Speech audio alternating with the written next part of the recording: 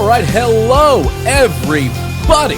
Welcome to the show. Welcome to the What You Don't Hear podcast. And this is a special episode of What You Don't Hear. We have made it to 100 episodes, and I just wanted to do something a little bit different for this one, to reflect, to catch things up, and simply just kind of celebrate the show and celebrate you, the listeners, for helping me grow this show to where it can even hit 100 episodes and keep going for what is now 4 years of doing this show and making What You Don't Hear.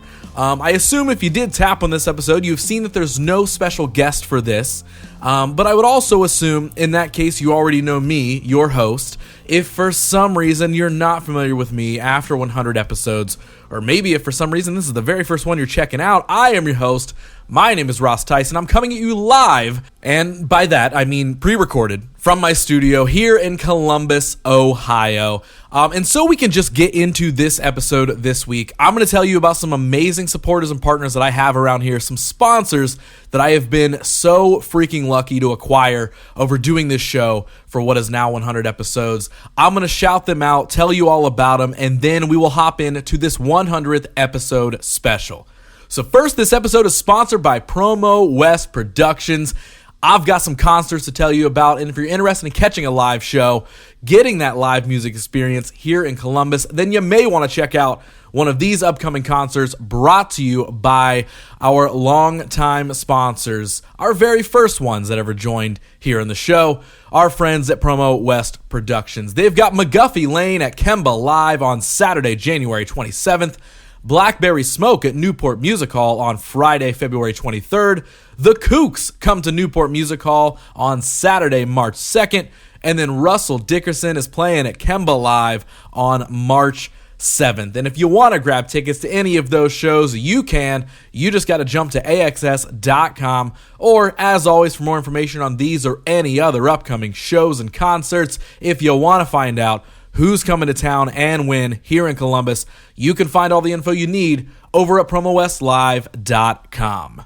This episode is also sponsored by Midwest Photo. Now, Midwest Photo is a video, audio, and of course, yes, a photo store located right here in Columbus, Ohio. Now, Midwest is a place that I have purchased many things at over the years, and this time of year in particular, I'd say they're one of the best places to do some of that holiday shopping for the photographer or videographer in your life, and even maybe treat yourself this holiday season because of the new deals and savings that they have going down this winter over at Midwest Photo. Now, they've got it all at Midwest. Along with cameras, lensing, backdrops, and lighting, they also offer a full in-house printing service, film development and scanning, used gear, buy and sell, and they even host classes and events so you can further your knowledge about the art and craft that goes into photography. So hop in, get with someone from the rad sales team to ensure you're getting exactly what you need in the world of camera this holiday season. And if you do,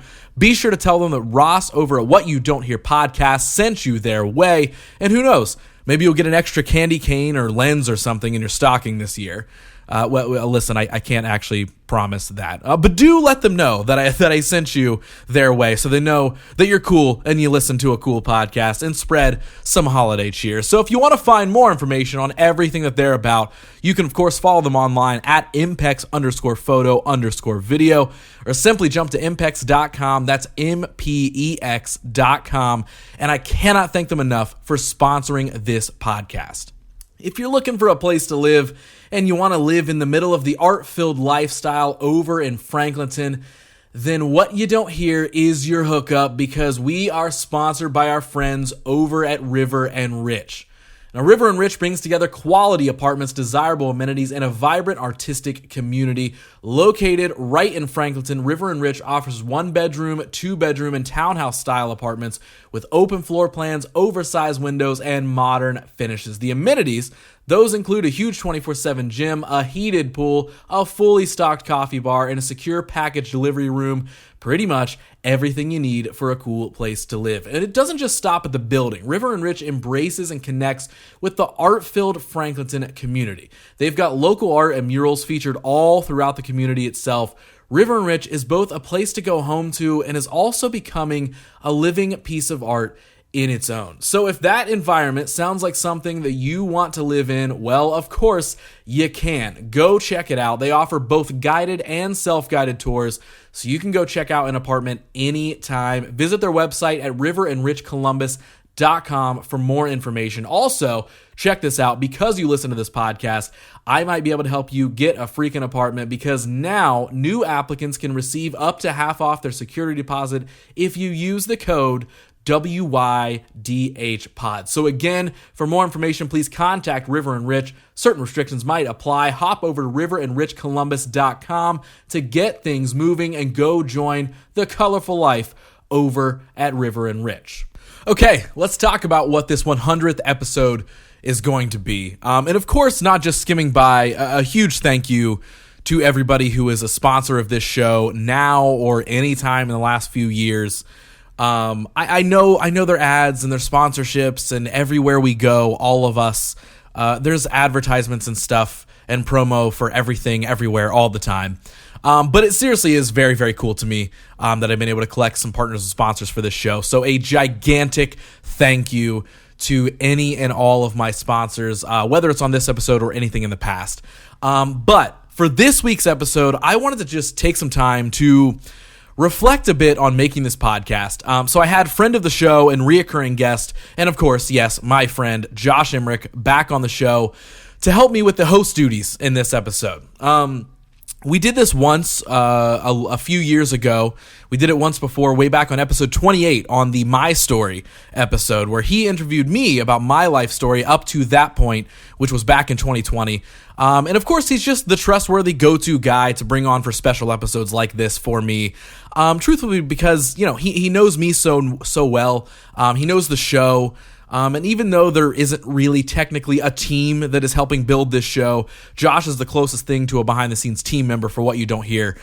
So any special thing like this, where I kind of need somebody else to take the helm here, it makes sense to bring him back and give him the reins of hosting this one, to help me kind of guide through some different flashbacks, different lookbacks at how the show has grown and evolved in 100 episodes, and how ultimately that I have grown and evolved since that personal story episode even a few years ago. And just to catch up, reflect, ultimately celebrate what I feel like is a cool milestone of making this podcast for this long. We also do a Q&A portion in the back half of this episode, answering questions and speaking on topics that were submitted by you wonderful people and listeners of this show. Because in part of that celebration, I of course wanted to celebrate the fact that anyone even listens to this show and supports it in any way, and has more and more over the last handful of years and handful of episodes. So, it's just so cool to me that I can even do the podcast in general, and I can't do that without people viewing it and listening to it and also checking it out. So yeah, we do a listener submitted Q&A in this one as well, which I really do also have to be honest with you guys. I want to say thank you for submitting questions and topics, because I truly was not sure if anyone really would. I didn't know. I thought it maybe just it would be Josh and I just coming up with a bunch of different things to make an episode out of. So the fact that you did, and the fact that there was a lot of cool ones that was, I don't know, it was really rad to see, and they made for some really, really fun talking points in this episode. So thank you if you submitted a question. We do talk about them in this episode and answer them. So without any further ado, pull up a seat, buckle in. Thank you for helping me make it this far and supporting my love for just talking to people about their life stories. So here is a fun chat to celebrate 100 episodes of What You Don't Hear. All right, so yeah, I'm having you on today. I'm gonna be. Yep. Welcome back to the Josh Show. All right, so listen, you really messed that last one up. It's been a couple years. So you did tell me. So you want not 4.5 hours. Let's go over the checklist again before we get into this episode 100. Let me see. Go over the checklist. Said number 1. Do not make this 4.5 hours long. Yes, okay. So this one will not be 4.5 hours. It's a real bummer, because you and I have been known to have long conversations. Unfortunate, I know. Okay, and then the other thing was... Oh, that was it? Yep, okay, that was cool. Yes, that was the one thing that I was really hoping that for this... Yeah, the 100th episode cannot be 100 days, 100 hours long. A 2-monther. I would really, really appreciate if we constrain this one to a normal amount of consumable time for people. Because I mean, we're just catching things up this time. I don't have my whole life story to tell on this one. Well, you're telling me to tame my curiosity. I'm just trying. Well, I'm just saying asking, that. I'm just saying. All right, he's saying don't ask any questions. Be curious for a maximum of like 2 hours. Okay, maximum. Okay. Got it. That's max. People hear me talk on the show for all 100 episodes, and one of those was all me. This one's about to be a bunch about me. They don't need that much. They don't want that much. And I'll do this just like I would do anything else. Is like. Mm-hmm. I think that when you make something special, you make connections, and that's what this show has been. It's important to be able to have your side of it and be able to say those sort of things and to have those conversations while your voice is there. Today, we're about celebrating the show, celebrating you a little bit, celebrating this audience, and celebrating all the guests who have given their stories to this show. Yes, because yes, folks, you're hearing it. You probably heard me give you an actual intro before we got to this part. But yeah, 100 episodes. We made it. So I'm giving him another shot. We're bringing friend of the show, reoccurring guest, been on the show probably more than anybody. I have? Probably. Oh, yeah. I mean, all the 15-minute Fridays. Yeah, I forget about those. Yeah, lots of 15-minute Fridays. So yeah, Josh, you're in the captain's chair for this episode once again. We did this once before, way back in 2020. And that was the 4-hour episode that we're alluding to that we're going to try and not make happen again. But yeah, I mean, everything you just said, I wanted to do something, I don't know, just fun and kind of just chill. It's like, yes, we're celebrating 100 episodes, but it's not like, oh man, let's listen to Ross talk again forever. He's so cool. It's more so, I just wanted to kind of take the space of like one, catching up a little bit, not you and I, but like catching the people up on a lot has happened in 3 years since you last sat down with me to have that original conversation for this podcast. And also a lot has happened with the show. And so, yeah, I do want to, like you said, put the spotlight on that, shed some light on those sort of things, rehash a little bit, play some catch up of what life has been like for the last 3 years. Because the last time we had this type of conversation, we were in the middle of a pandemic, which is insane to think about. But yeah, I just wanted to do something fun for 100 episodes. And I'm shocked that I asked you to come back and host this, but you can't. Here's the thing. Probably by now or around the time that this 100th episode comes out, people will probably be seeing some like fun little promotional images and photos that I did to kind of celebrate 100 episodes and all that sort of stuff. You can't be any worse than the photographer that I had do that shoot, because that guy, let me tell you, he did not know what he was. I wish you were here for it. I wish you could have seen on Craigslist, right? Craigslist, yeah. He said he had gear and he knew the entire time. I had to edit the photos. Yeah, he just took them, and half the time he was taking them. That's pretty normal. That's actually a normal trade for. Yeah, you're right. But yeah, as long as you're better than whoever that guy. It was, what was his name? Josh Emerick or something like that. Yeah, that sounds about right. It was something. It's crazy. strange. That guy used to be a photographer. Yeah, you never would have guessed. Well, no, I wouldn't have guessed by the way that he traversed that photo shoot that we did. So as long as you do better than him in hosting. I'm probably about as good of a host as I am a photographer these days. So, well, then I'm a great guest. It sounds like we're in for some good times then, because, folks, spoilers, that was Josh who took those photos, and those photos turned out great. So I mean, you got us through way back on episode 28 when we first did this. You got us through that one. I think you can get us through another one. So with that being said, I'm going to try and put myself into guest mode for the first time in a while on this show, which means you're steering the ship. So I don't know where you want to start, if you want to start, what was the day after we recorded that first episode? What was life like from that point on? Well, I probably went home and hung out with my kids while my wife went to work. I was like, you ask me that. See, we're off to, no. So I want to actually just take it back for anyone and share a fun little story that I remember. One, you've wanted to do a podcast forever. 2013, 2014, we were doing the music stuff. You were talking about podcast. You've always been into it. Mm-hmm. And for me, it's been a joy to see you 10 years later now have this thing that's pretty special. You have a lot of wonderful stories here as a listener and as a guest, and as someone who, helped hear a lot of your ideas. I remember when you launched this podcast, And, like I also knew the behind the scenes side of it is like you were collecting episodes, doing all the things, trying to ensure that you'd have a runway. And I think you've, one, created a wonderful show, but you've also created an amazing system that's been inspiring for me to be able to kind of see and be like, wow, that's consistency. Like you're showing up time and time again. But I remember when you launched, there was someone in our friend group that actually shared a comment that's like, it's so funny that people want to launch podcasts. I remember this. And it was like, why do you even think you have something so important to say? It'll just be fizzled out in a couple of months. Now, obviously, anyone can doubt anything. I doubt stuff all the time. You doubt stuff all the time. But the one thing I'm most proud of is your consistency with this show, because you've showed up time and time and time again. Obviously, since that 28th episode where we dove into your story, a lot has happened, but a lot happened up until that point. And we're 70 episodes further along now. I should say you're 70 episodes further along. Right. So, let's just start it off with like what has changed? What stayed the same?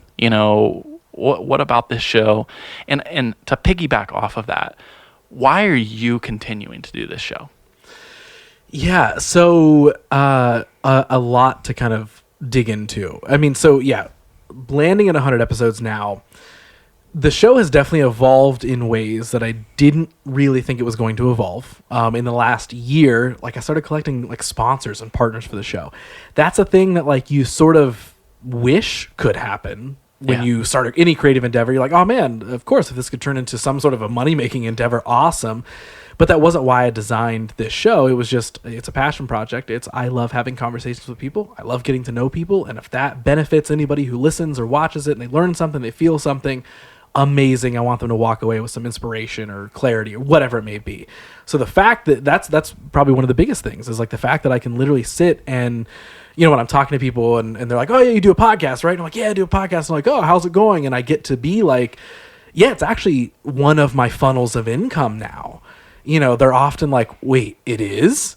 And it's because, kind of a little bit of what you were saying. It's not just, I'm not sitting in my bedroom, popping open the recorder app on my iPhone and having somebody, sit and give me cool one-liners for 30 minutes and then posting it every 3 months. Again, we are sitting at 100 episodes of this, plus all the 15-minute Fridays and all the sort of stuff that I've done with the other guests. And so it's being able to see that evolve into something that yes, it's a form of income, but that's not even the win. It's almost the win itself is the fact that it was even able to get there. You know what I mean? And it wasn't a thing that I went hunting for, because when you read any article online that talks about whether you win to get sponsorships for a podcast, it's every episode needs 10,000 or 100,000 or something like that downloads. And I'm like, yeah, I'm not there. So I guess I can't have sponsors. But what I wasn't really looking at was well, what forms of sponsors? Yes, if you want the Joe Rogan level sponsorships, then yeah, you need 100,000 downloads to even think about doing that. But the sponsor stuff was that door opened itself to me. I got an email first, which instilled a ton of confidence in me, because it was an entity reaching out to me being like, hey, we hear about your name a lot. We hear about your show a lot. Do you accept sponsorship for the show? And of course I was like, yeah, I do. Of course. Yeah. Let me get this pitch deck over to you that I'm making right now. But it was something I just didn't expect. And it became such a cool win, but more so from the confidence standpoint. Because it's not that I wasn't confident in the show. I just didn't even know that was an avenue that I could be confident within. Yeah. I liked doing the show. I liked having the conversations. I knew it meant something in that way to me and to the people on it and to the people listening. But any outside entities like that, I had no idea that somebody would believe in the show or the concept of the idea enough to be like, we want to actually support this show. So once that door was open for me, it instilled a ton of confidence in me to be like, oh, now I see how this is possible, and I know how to form partnerships and sponsorships from here on. And it's the fact that I've been able to collect a handful of them over the last year or two, I guess at this point, is insane to me. So it's I know that's a very business type of answer, but it is a growth of this show that I didn't really necessarily expect. Yeah.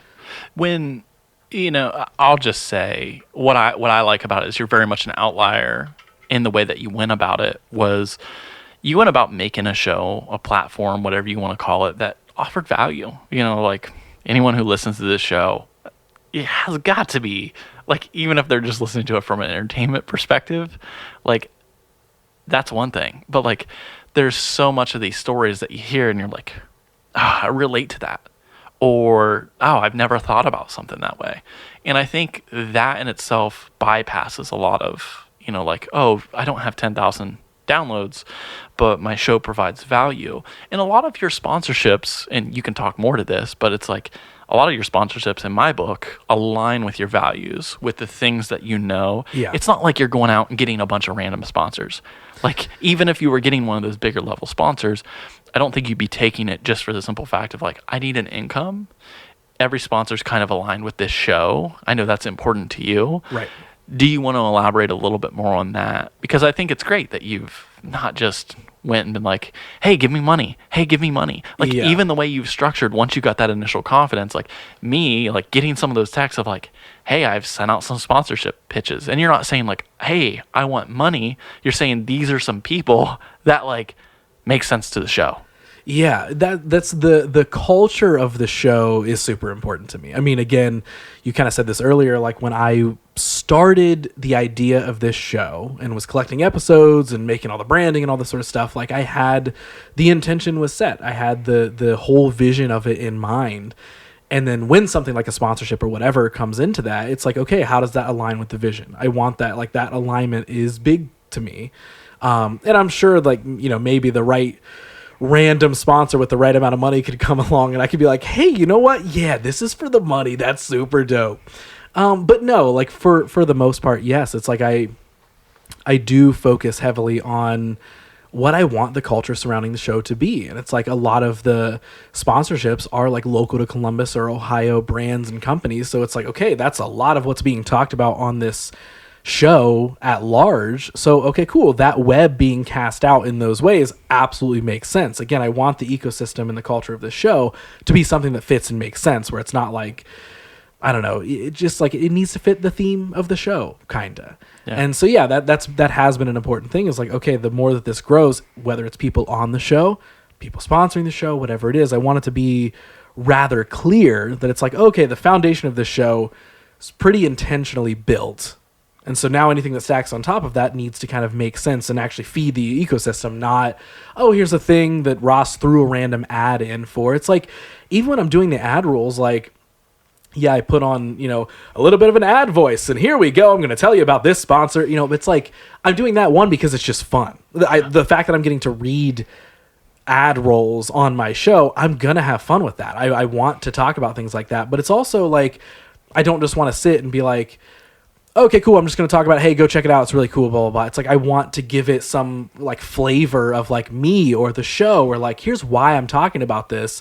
So it's like, an ad roll's coming up. Well, cool. It's still me talking about it. I don't want to sit and just have it be like and we're sponsored by this thing and that and that and that. And cool, now it's time for really why you're here. It's like I have not stopped being grateful and thankful of any of the sponsors that I have for this show. So it's like every one, I almost take this like big responsibility on my shoulders where I'm like, okay, this ad roll that I record for them needs to be the most custom, perfect thing ever. And sometimes where I'm like, all right, you're committing a little bit too hard to doing this. But yeah, not to make the whole first part of this episode about gaining sponsorships, but no, I think all of that has added to the culture of the show in such a cool way that I did not expect. Yeah. More than just like the conversations themselves in a lot of ways. Well, I think it's important to recognize those. Like, although that might be a businessy side of things, like it adds to the legitimacy of continuing to do this. Like for me, I've loved seeing it because I'm like,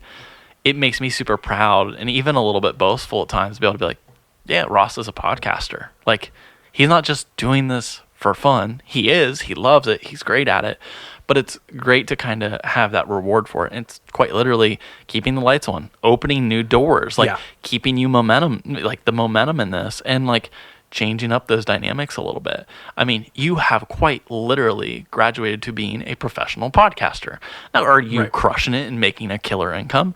Obviously not, but it's taking those baby steps. Right. And now it's allowing you to make other shows too. Mm-hmm. Like continuing to do that, to keep the momentum in that. So how has that shift kind of like, what's that doing for your confidence, or even like future potential for this show and for the guests and things like that, you know? Yeah, I mean, it's become a part of my almost monthly routine at this point to make sponsorship pitches.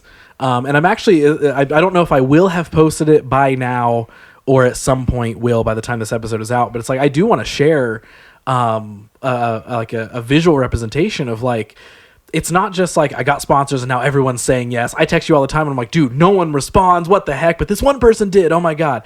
But like I took a photo where you can't see, you know, everything's blurred out. But So it's a blurry photo. It's a blurry photo. I am a photographer also. But no, it's a blurred out photo of like a list where you can see the red and the green of sponsorship pitches I've made and not gotten anything from, and then the ones that I have. The green is very, very small, and the red is very, very large, but it's like, that kind of is an exciting thing to share because it's like, this is the reality of the situation. It's not just, oh, Ross is a podcast, he thinks he's cool, now he gets sponsors, must work for him, blah, blah, blah. It's like, no, there's a lot of people who, whether they respond or they don't or whatever, it's like, here's still the reality of the situation. But it's oddly such a fun thing to get to do. Like, and you know that I mean, you do as well, but like in a lot of our creative business, I hate cold pitching. I never feel like cold pitching ever. I feel you have to be a psycho if you love it. Yeah, and like it feels weird, it feels strange, all this sort of stuff. But for some reason, and I've told you this in the past, when I'm pitching this podcast, that strangeness isn't there. Because for some reason, even though I'm more so asking something of them, like, will you support my show? And I can support you in turn by talking about you on my show. But that's mainly what I can give to you, at least at a step one, in comparison to like, if we're pitching a video project, well, that's actually giving them something. That's giving them a tangible deliverable. But for some reason, when I'm pitching this podcast, I'm like 10 times more confident in it because for some reason, I'm like, you should be attached to this podcast. Yeah. Because I look at, again, the culture of the show and I'm like, this is what it's for. It's less about the money. It's less about me saying a cool ad. It's like the just, I don't know, for lack of a better term, the coolness of building this world out of the What You Don't Hear universe. It's like, I think you should be a part of it. I'm coming to you for a specific reason. I'm not just blanket cold pitching all these different brands. It's like, no, this one I think would fit, and here's why. Here's why I think it fits the theme and the vibe and all this sort of stuff.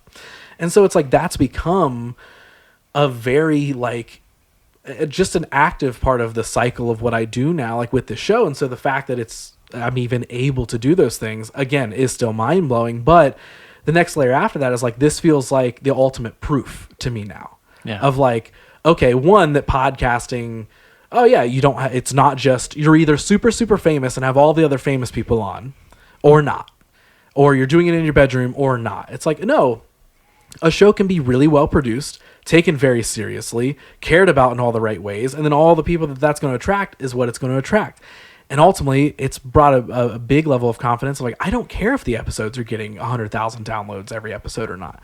I really don't. Because it's like, I already, with things like sponsorships or making it 4 years and 100 episodes and all sort of stuff, those are all wins. Like I've already, it is that cheesy case that you hear people say in a movie. It's like, with this show, I've already won.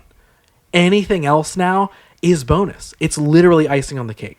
Getting a sponsor was icing on the cake and sprinkles on the cake. So the fact that this has become now a system that can be proven of, oh, well, here's why I batch produce ahead of time. Here's the results of that. Here's how I've been able to consistently release this show, with the exception of taking a couple month break in 2020 when everyone was kind of stopping for a little bit. I have consistently been able to do this show, release it bi-weekly for 4 years. And I am not stressed while I do that.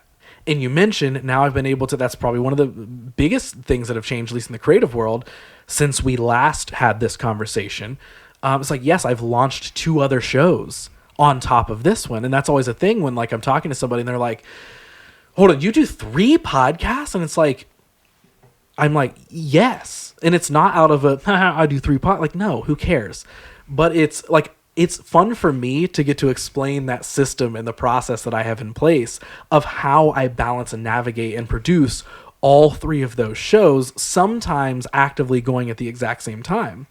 but it's because all the work that's being put proactively on the back end that literally, you said this earlier, was designed that way from day one. Yeah. Like I didn't launch the show until I had the first 10 episodes ready, all the branding, all this sort of stuff. I made sure that from the beginning, I wasn't playing catch up. I wanted to make sure that I was a few steps ahead at all times. So even if there is a time where something stressful pops up or I need to slow down or I need to whatever, I've got some buffer there. Yeah. And so it's like being able to also now confidently help other people when they have a podcast idea. Like it's less about like, oh, we're having a fun conversation about, yeah, dude, you should talk into a microphone too. And it's more so like they're excited of like, I want to start a show. I get to ask them some questions of like, what's your plan? What does that plan look like? How many episodes are you going to record ahead of time? What's your release schedule going to be like? Do you have your branding figured out? Do you know where your distribution is going to be? It's like you said it, and I will fully accept the label, like professional podcast. Like I literally feel that way, which is such a cool thing. Because not to trail off, because I know we're talking about podcast stuff, but like, you know, I do remember back in the 2020 episode that we did, where we talked about like my whole backstory. Basically, there was a lot of that episode where I was like excited to be doing it, but also lacked a lot of confidence in, we're talking so much about me and blah, blah, blah. Yeah. And yes, I will continuously reuse the joke of this doesn't need to be a 4-hour episode again. But now it's like, that's one of the biggest things that have changed. And something like this show adds to that confidence. It's like right now sitting at this point in life as a creative, as a person, I have never been a more confident version of myself. Ever. Now, disclaimer, does that mean all my days are perfect? No. Does that mean life is flawless? Absolutely not. But I've never felt more geared up, prepared, and have the tools in my figurative tool belt to take on those flaws and take on those problems. Yeah. And I'm sure we can dive more into that at a different point, but it's like to relate it back to the show, something like this becomes ultimate proof of that.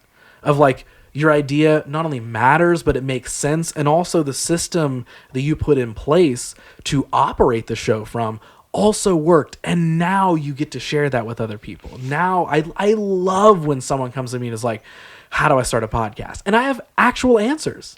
It's not just get a cool logo and start recording. Yeah. I get to sit and be like, have you thought about recording a handful of episodes ahead of time? And most of the time people are like, oh my God, no, I would have never thought about that.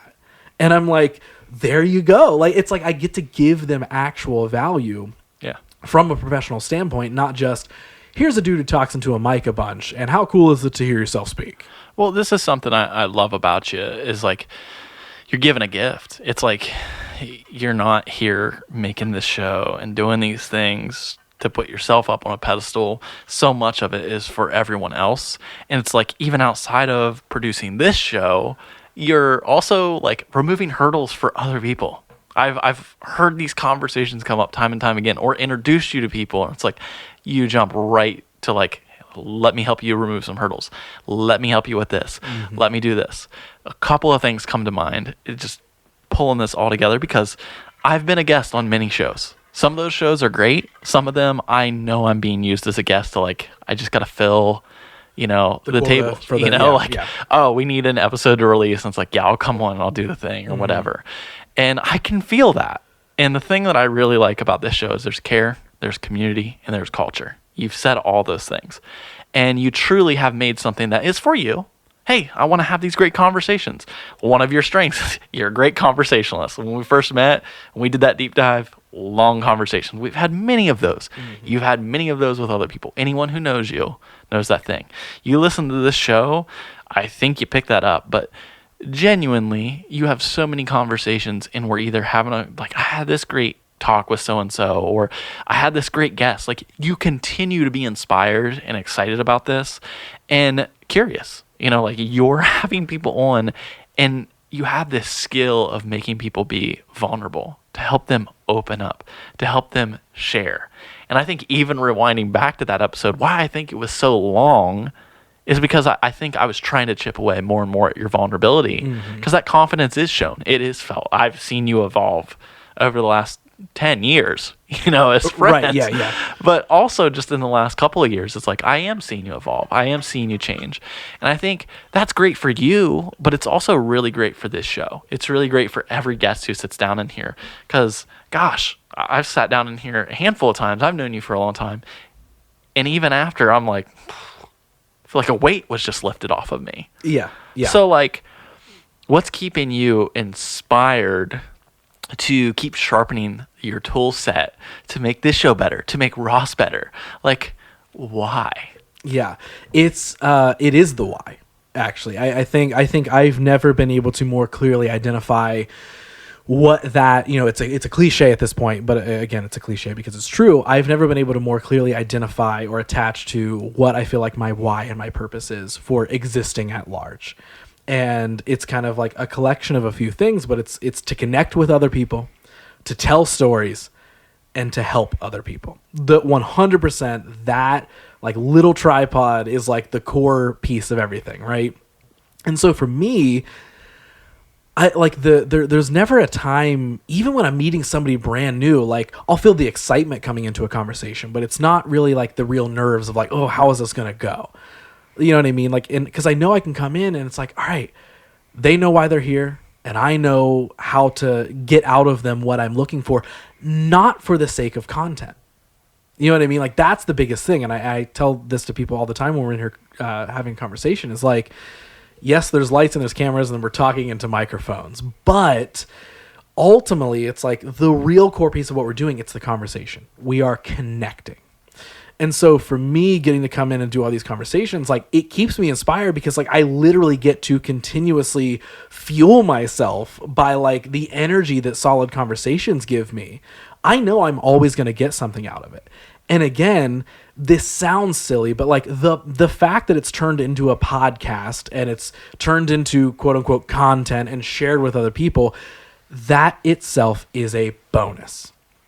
Like, yes, this is a show that was designed to be shared, but I, at the core of who I am, the life I want to live, the stuff I want to create, all this sort of stuff, I love connecting with people. And I love telling stories. I love being a part of stories. And I love being able to make a platform for those stories and for people to share things like they never have before. That in itself, like, pulling the curtain back here a little bit, I've shared this in intros of previous episodes, or recent episodes at least. The last batch of episodes, I had camera difficulties and technical difficulties where the camera didn't roll for the full episode. So the video portion, right, the visual content part was missing for the last, or this kind of group of episodes that I'm in the middle of releasing right now. I honestly am not that worried about it. I'm really not. Like, it's a tiny bummer of like, oh man, now somebody can't watch the full thing on YouTube. But ultimately, I truthfully do not care because that part is so secondary. Yes, we still have the audio, so thank goodness the actual conversation for the podcast is there. Yeah. But the real point that I'm making is I still got to have the conversation. And it's like I've said it a billion times on this show. This show has become a cheat code to make friends. Like, that is absolutely what this has become. And now, yes, I have long, deep dive, authentic conversations filled with vulnerability with anybody. We could go get coffee and we're likely going to have a version of that conversation. But having a platform like this that is structured to, like, you know what you're getting into when you're coming in. And now it's gotten to a point where like people will come in and they're like, whew, all right, I've been trying to gear myself up for this because I know where we're going to go. And it's like, it's fun that people know now that it's not just, here's a dude talking into a mic. He's going to ask me about my business, my creative endeavors, my whatever. Let's talk about how cool we are. People come in and they're like, I'm ready for therapy. And it's like, and that, I love that. Not because I'm actually giving them therapy or, but it's like, I love that that's what these conversations, this space really is. And the amount of people now 4 years, 100 episodes in that have, either towards the end of an episode or after we cut on record, people will sit and they're like, that was the therapy session I didn't know I needed. Yeah. And I'm like, amazing. And then look, the bonus is we get to share that with everybody. And who else do we get to connect with? Who else do I get to connect with? Who else does the guest get to connect with? And what does that do for them? Hearing somebody else talk about their vulnerabilities. And then does that inspire them? Does that motivate them? Does that make them feel like they're not alone, that they can do it, whatever? those are all like, yes, the intentions, but oddly at the same time bonuses, because bringing it back. You never know. Like you've shared some interesting stories over the years, like from guests that have experienced different things from the show. And there are some really cool wins that, like, it's not like you came in and you're like, I'm going to blow your business up, or I'm going to help you reconnect with your mother, or whatever the case may be. Right. You know, like, there is a lot of power in sharing your story. And I think you're highlighting that time and time again. It's funny because I think for so many years in building our businesses together, one of the common complaints that we would have is like, oh, if only we knew more people, or knew the right people, or had a better network. And I've seen the impact of this show in real life. And this is what I mean by you make the guest feel really special. And it's not just to check the quota of, I need 4 episodes this month. I need, these for the next couple months. Like, you're intentional about your list. You're intentional about how you reach out to them. And it's like, like when I come up here and we go around town and we're doing stuff, it's like, so often I've seen you getting stopped by so many different people, whether they've been a guest, whether they know someone that was like on the show and listen to that. And to me, it's like, it's not about the recognition, but it's just cool to see you, because, I'm significantly more introverted. Like, I'm not hey, I want to go talk to everybody out there. Well, but when you talk like that, that's usually how I talk. If you see me out in person, hey, nice to meet you. That's how I talk. I'm like, I'm sorry. This is why I They're like, never let him host a podcast. And I'm like, I try not to. But what's been enjoyable to me is to see you make a lot of those connections, and to see some of that not even going to say complaint, but that desire, that drive, not go away, but it's like you're reaching some of those goals, and you are reaching some of those connections. And this, like you say, has been the cheat code to that. Like, that's pretty awesome. So we're at 100 episodes. Like, how does that feel? And I'm going to also say this. You got a system, brother. You got it figured out, friend. You make it look pretty easy. And a lot of people will agree that they're like, how do you do it so easy? Right. You do got a damn good system. But I just want to say, it's a lot of hard work. I know how much work you put into this. Planning, rescheduling, people canceling, having to reschedule that, having to figure out a new guest, editing these episodes. I mean, what do you hire? Like 30 people? You got a bunch of people working on your staff. At this point, between all the sponsorships, I've hired so many employees at this point. It's crazy. So you're surprised I even host the thing still. You're 100 episodes in. Yeah. How does that make you feel? How much tremendous work do you put into making this show amazing for everyone? Well, thank you. But I mean, it's just cool. It's just super fucking cool. That's the biggest thing. It feels cool to like know that this show has become a very fluid, just part of my life. And then how that intertwines in so many different ways. And ultimately it's like, it is a ton of hard work to sit and edit the episodes and cut all the content. And sometimes, yes, there's definitely times where like, at Sunday night at 11:50, I'm finishing up an edit for an episode that's supposed to go live at midnight that night to hit the Monday schedule release, right? So it's not like I'm constantly doing all that, but it's like I have, yes, been so proactive with this show that it has never yet hit a point where I have been like, damn it, I have to do what you don't hear. It is constantly I get to do it. I can't wait. Man, I can't wait. I cannot believe this guest said yes, and I've got him scheduled for next month. Like, look at this list of the next batch of guests that I have coming in. I cannot wait to do it. Like, again, it all has been able to stay this entire time. It's been able to stay a fun, enjoyable thing to do as it's grown, as it's changed, all that sort of stuff. And so it's like, in 100 episodes, in now 4 years of doing it, there hasn't been a time where I've hit a burnout level where I'm like, damn it, why am I doing this? If anything, I've done the opposite. I've started 2 more shows and probably more to come like after that. But it's like, I also think that comes back to like, yes, it's the system, it's the process, it's all that sort of stuff, but it's the why am I doing the show? I'm not doing it so it gets a bunch of likes on Instagram. I'm not doing it so it gets a bunch of follows and views on TikTok. I'm not even doing it so it gets a ton of downloads even. Like backwards a business plan for a podcast, but it's like I'm doing it because I literally love doing it.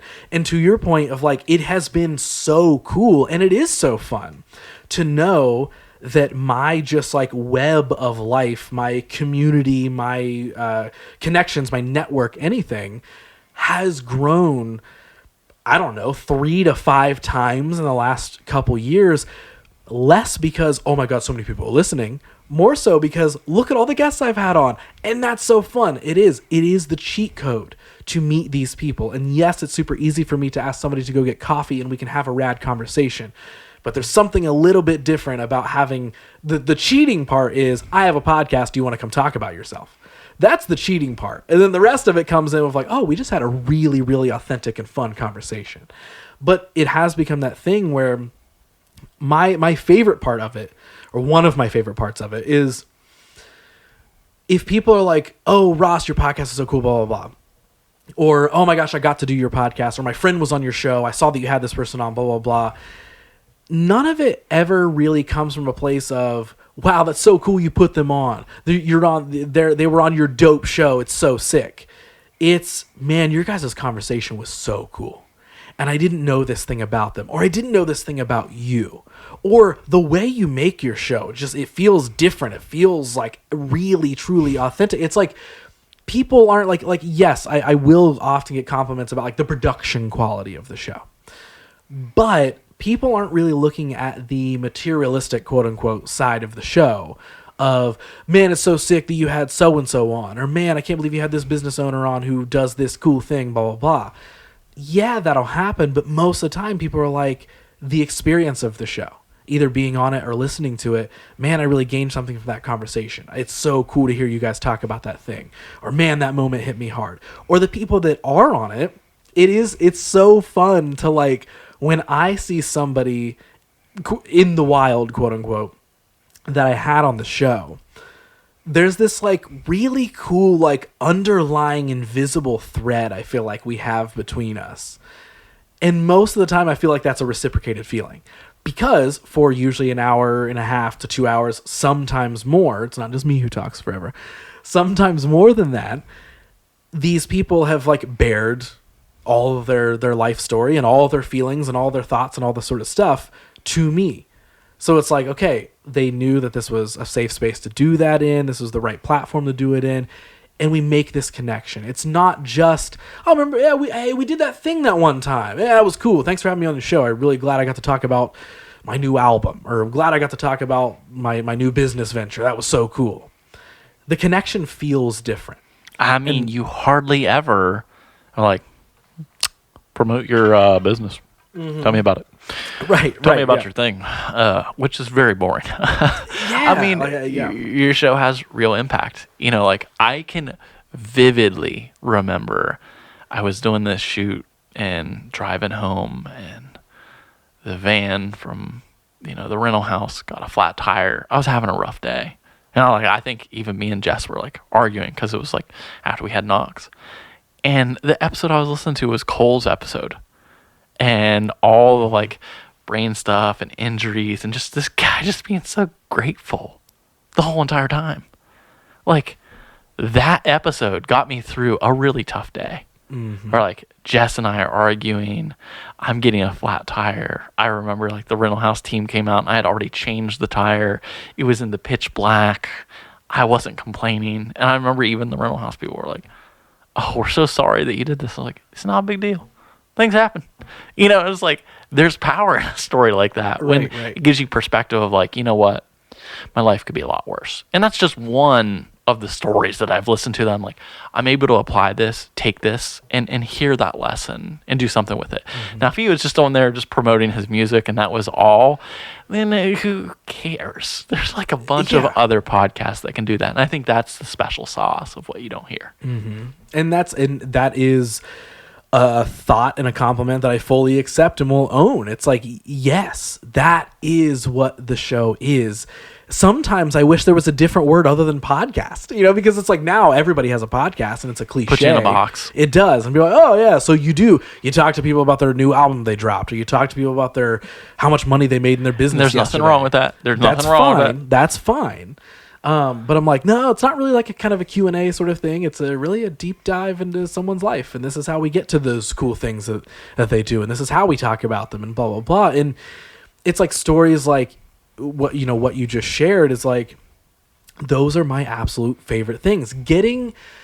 This goes back to the confidence thing, is like knowing that the purpose of this show is being served is like the coolest thing.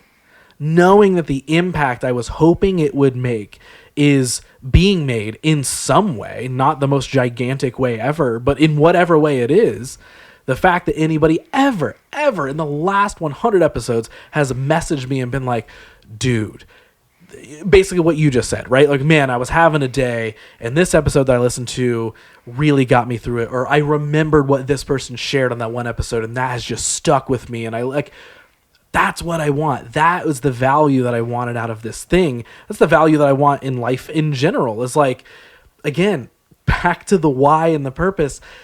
I'm not doing this to do a podcast and hear myself talk. I'm doing it for those things I listed earlier because I love connecting with people. I love storytelling and I love helping people. So whether I'm helping the guest one-on-one uncover things, which is one of the other coolest things that has ever come from this, is like either in an episode or post-recording, someone's like, you just helped me unlock some stuff, the therapy session analogy, right? Like, you just helped me unlock some stuff and talk about some stuff that I didn't know I even needed to. And wow, like, thank you for giving me that platform. Again, that has nothing to do with like, yeah, thanks for doing my podcast. Like, no, that is amazing. We had a conversation and it happened to be recorded. And guess what? I wonder who else it's going to connect with now. Yeah. And so it's like that all goes back to those, like, it's just built off of genuinely trying to connect with people, whether it's me and the guest or us and the listener or viewer at home. That is what I want. I want that bond to be cool. I want that bond to be strong, not just there's Ross, he likes yellow, he has a podcast, also he does 3 of them, can he listen to himself talk anymore? It's like, no, all of them serve a different purpose of fulfillment for me. All of them bring me different types of joy, which in turn brings the listeners a different type of joy. I love that I can sit and offer somebody like I think I had this conversation, and maybe it was you who told me, or no, it was another friend who told me. They were like, I met somebody the other day who asked me for some podcast recommendations, and she was like, I told her about What You Don't Hear, and they were like, oh, okay, cool. That's something like cool and serious, kind of deep dive into people's lives, and that's pretty cool. I kind of want something funny too. And then my friend was able to be like, well, there's also this improv comedy show called Whose Life. My same friend does it as well. And I literally think they were like, that's awesome. That's awesome. Yeah. Well, sometimes I like casual conversation podcasts too. Not really deep dive, not really funny. And she literally was like, well, let me tell you, he has another show for that as well. And it's like, that's not to sit and brag about anything. That is to sit and say, each of them do serve a different purpose. They offer something different to an audience, just like they offer something different to me getting to experience doing them. But again, I tie all of that back to the why. That for me is the biggest thing. And it's like knowing that impact, both for myself and for anybody who experiences a show, knowing that in 100 episodes has been accomplished and actively accomplished. That's the biggest thing, where I can still sit here and be like, yep, I still love doing the show and I'm going to keep doing it and I want to keep growing it. The following announcement has been paid for by the New World Order. This episode is sponsored by Teal, the brand aimed at helping creatives get out of the dark when it comes to the business end of creativity. Now, their goal is to create tools that organize and empower creative leaders to grow their productions and projects. So, how do they do that? Well, they've got a handful of plug-and-play ready digital assets to help you on the ground level of your business. From a profit and loss automator to help actively track and fine-tune your finances, the simple budgeter tool to help you break down and build out more appropriate budgets for your projects, or the Pitch Like a Pro kit that includes things like a discovery call outline, pre-production kit, pitching tool set, and even more. All developed and based off the many true hurdles that entrepreneurs and creatives of many kind are met with in trying to just streamline and systematize their business. But wait, there's more. If you want a more direct experience on how to clarify your business goals and really focus in on landing healthy budgets, aligning with your clients, feeling less burned out, and simply want to gain more confidence and clarity in your journey, well, Teal offers one-on-one and group coaching sessions aimed at authentic conversations just built around self-discovery, and you can join the waitlist for these sessions anytime. So for everything you need to purchase or to look into any of the assets that I listed, or to simply get in contact with Teal for any of the coaching sessions, for more information on the entire coaching process and what Teal looks and feels like in general, you can visit tealcolor.com. That's Teal Color, T-H-E-A-L color.com. And check this out. If you do go purchase anything, use the code WYDHPOD during checkout for a special discount on your purchases. Teal, being organized is being creative. It's just too bad that you're not focused on getting 10,000 views an episode and you're so focused on the intention and purpose of the show. I know. Mean, you really disappoint me, brother. I'm never going to get those numbers and viral fame if I stop caring about this. So yeah, I think the biggest move for all of y'all is he's going to be focused on big numbers. That's forward. what's changing. Yeah, 100 episodes in, I didn't care about the numbers. Let's see what the next 100 does, because we're selling out at this point. I'm going to ask you a generic question, and I'll give you a slightly more creative one, because I think I know the answer, and I think most people know the answer. But I'm going to ask it because I feel like it should be asked. What's the show called? Yeah. What's the show called? No, you've been doing this for a minute, and I want you to jump back in time and think about when you're starting the show. Did you ever imagine arriving at 100 episodes? You know, is the generic question. When you were forming this idea where you're like, I'm going to make 100 episodes of a podcast. I have a feeling that's not the thought process. Right. And then obviously the show's evolved, like you've really adapted your interview style quite a few times. We talk about that. It's like this batch, hey, I was in this flow. This batch, I was in this flow. You have the 15-minute Fridays. For episode 50, you did like a different format there. You're introducing new questions.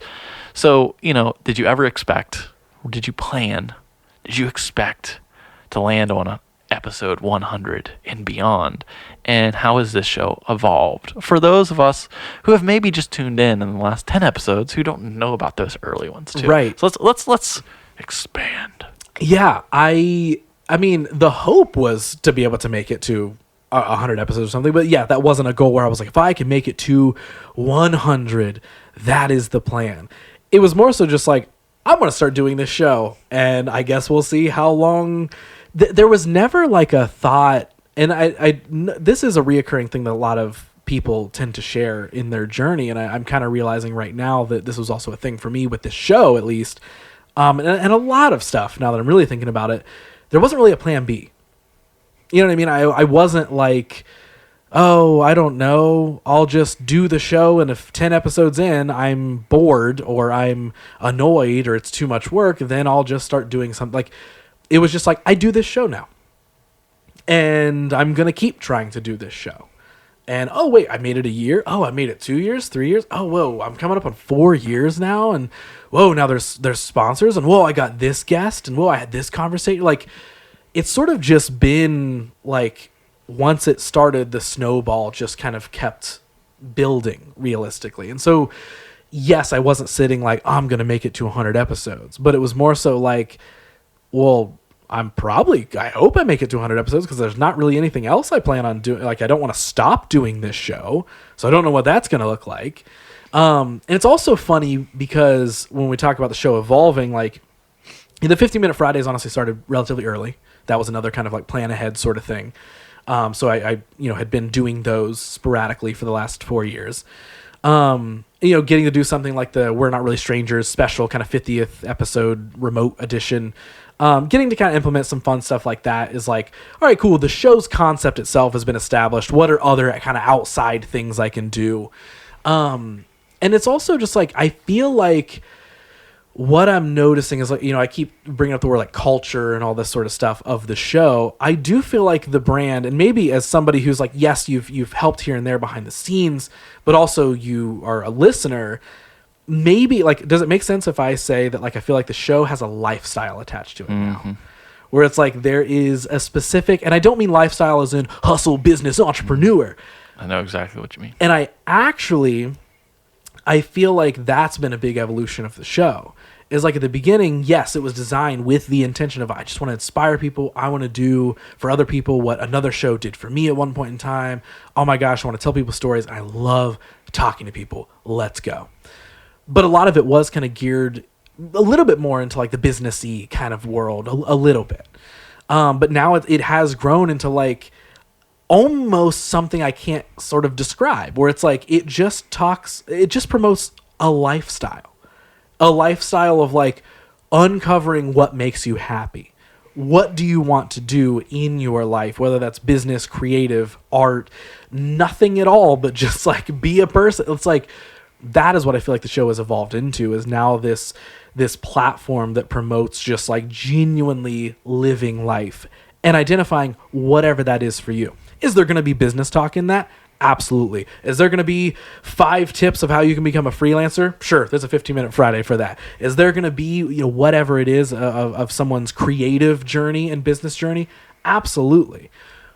But it's all really coming from that core piece of figuring out how to live the life you want to live. And what I was just going to say, brother, I mean, I'm going to bring a stat to this. When I was in college, one of the statistics that really caught my attention about businesses is it takes 3 to 7 years for an employee to catch on to the culture. It takes that long for someone to work for a company and to start to feel like it's not just a job, but it's like I align with the values and the things. Now, obviously, you can catch that a little bit quicker. You're building a show. You're sailing the ship. You've literally created a culture for this show. And even peeling back to like people come in here now and they're like a little bit nervous and they're ready to go into the therapy session. You've set that expectation by building through examples, through consistency. And it's not just something that you're projecting anymore, but people want to come in and be involved in it and be prepared for it. Mm-hmm. I mean, gosh, when we first started doing 15-minute Fridays, we came up with any and every subject, threw a lot of those away. It was just like, let's get content out there. Now when we go about doing 15-minute Fridays, I would imagine it's the same for a lot of the other reoccurring guests, there's a level of pressure, at least on my end, where I'm like, sure, I know how to talk about this thing, but I want to talk about it in a way that aligns with what you don't hear. Mm-hmm. Not just in a way that's like, let me give you a tip of advice, which is very much how it was of like, let's just figure this thing out. Yeah. Now it's grown up, and like I know what you don't hear is going to continue to evolve more and more and more. The culture is going to get stronger. It's going to get more realistic. So I just say all this. I jump in and I chime in because it's felt, even by me. It's like, yeah, I've helped out in a lot of ways behind the scenes. We implemented video. We got this thing kicked off.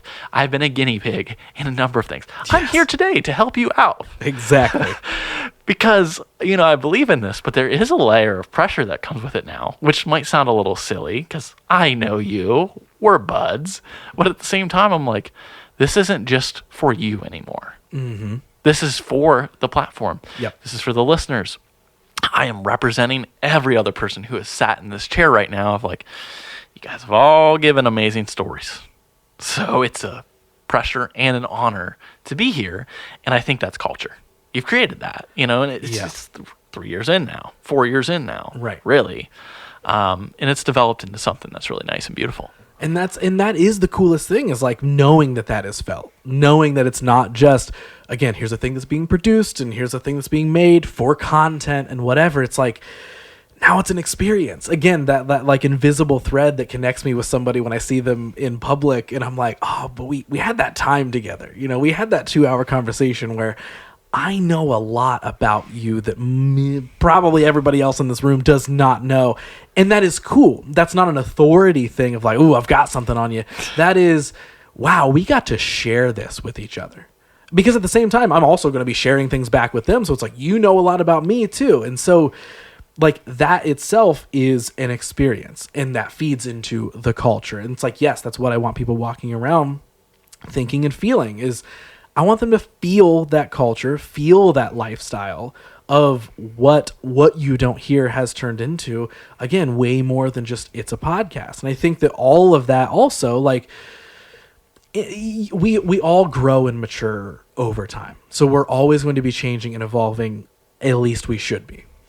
But I also feel like that the show's evolution has been an odd reflection of also my individual growth and evolution in the last 3 years too. Mm-hmm. And like, yes, that's obvious to say, because like sometimes I'll listen back to, because I've been reposting some old episodes recently, and like I'll go get that audio file to re-edit it into modernized, and it's so funny hearing myself speak on those episodes. And at that point in time, I was like, we're rocking and rolling as a host. And like, there's some episodes, and to me, it probably is worse because now I just do it differently. But it's like, those old episodes will open and I'm like, hey, what's up, everybody? All right. On today's episode, we have a really cool guest. His name is Josh Emerick. He does it's like, I was like, I thought I was more energetic than that. Because now now it's like that's a little bit of a theme, of the show. It's like, I'll turn the podcast voice on because again, I want it to feel like a show. I don't, and again, it's been that way from the beginning. I just thought it was not as bad as what I now think it is. But it's like, that shows, again, another type of evolution where back then I was like, cool, I'm being energetic in these intros. And now I'm like, you didn't know what energy was in, episode 20. Like, what are you talking about? But that also, I think, comes from a confidence of, like, even though I really, really did feel like I understood who I wanted to be as a host back then, you don't know until you do something enough. You get the reps in, the figurative 10,000, well, actually, often the literal 10,000 hours.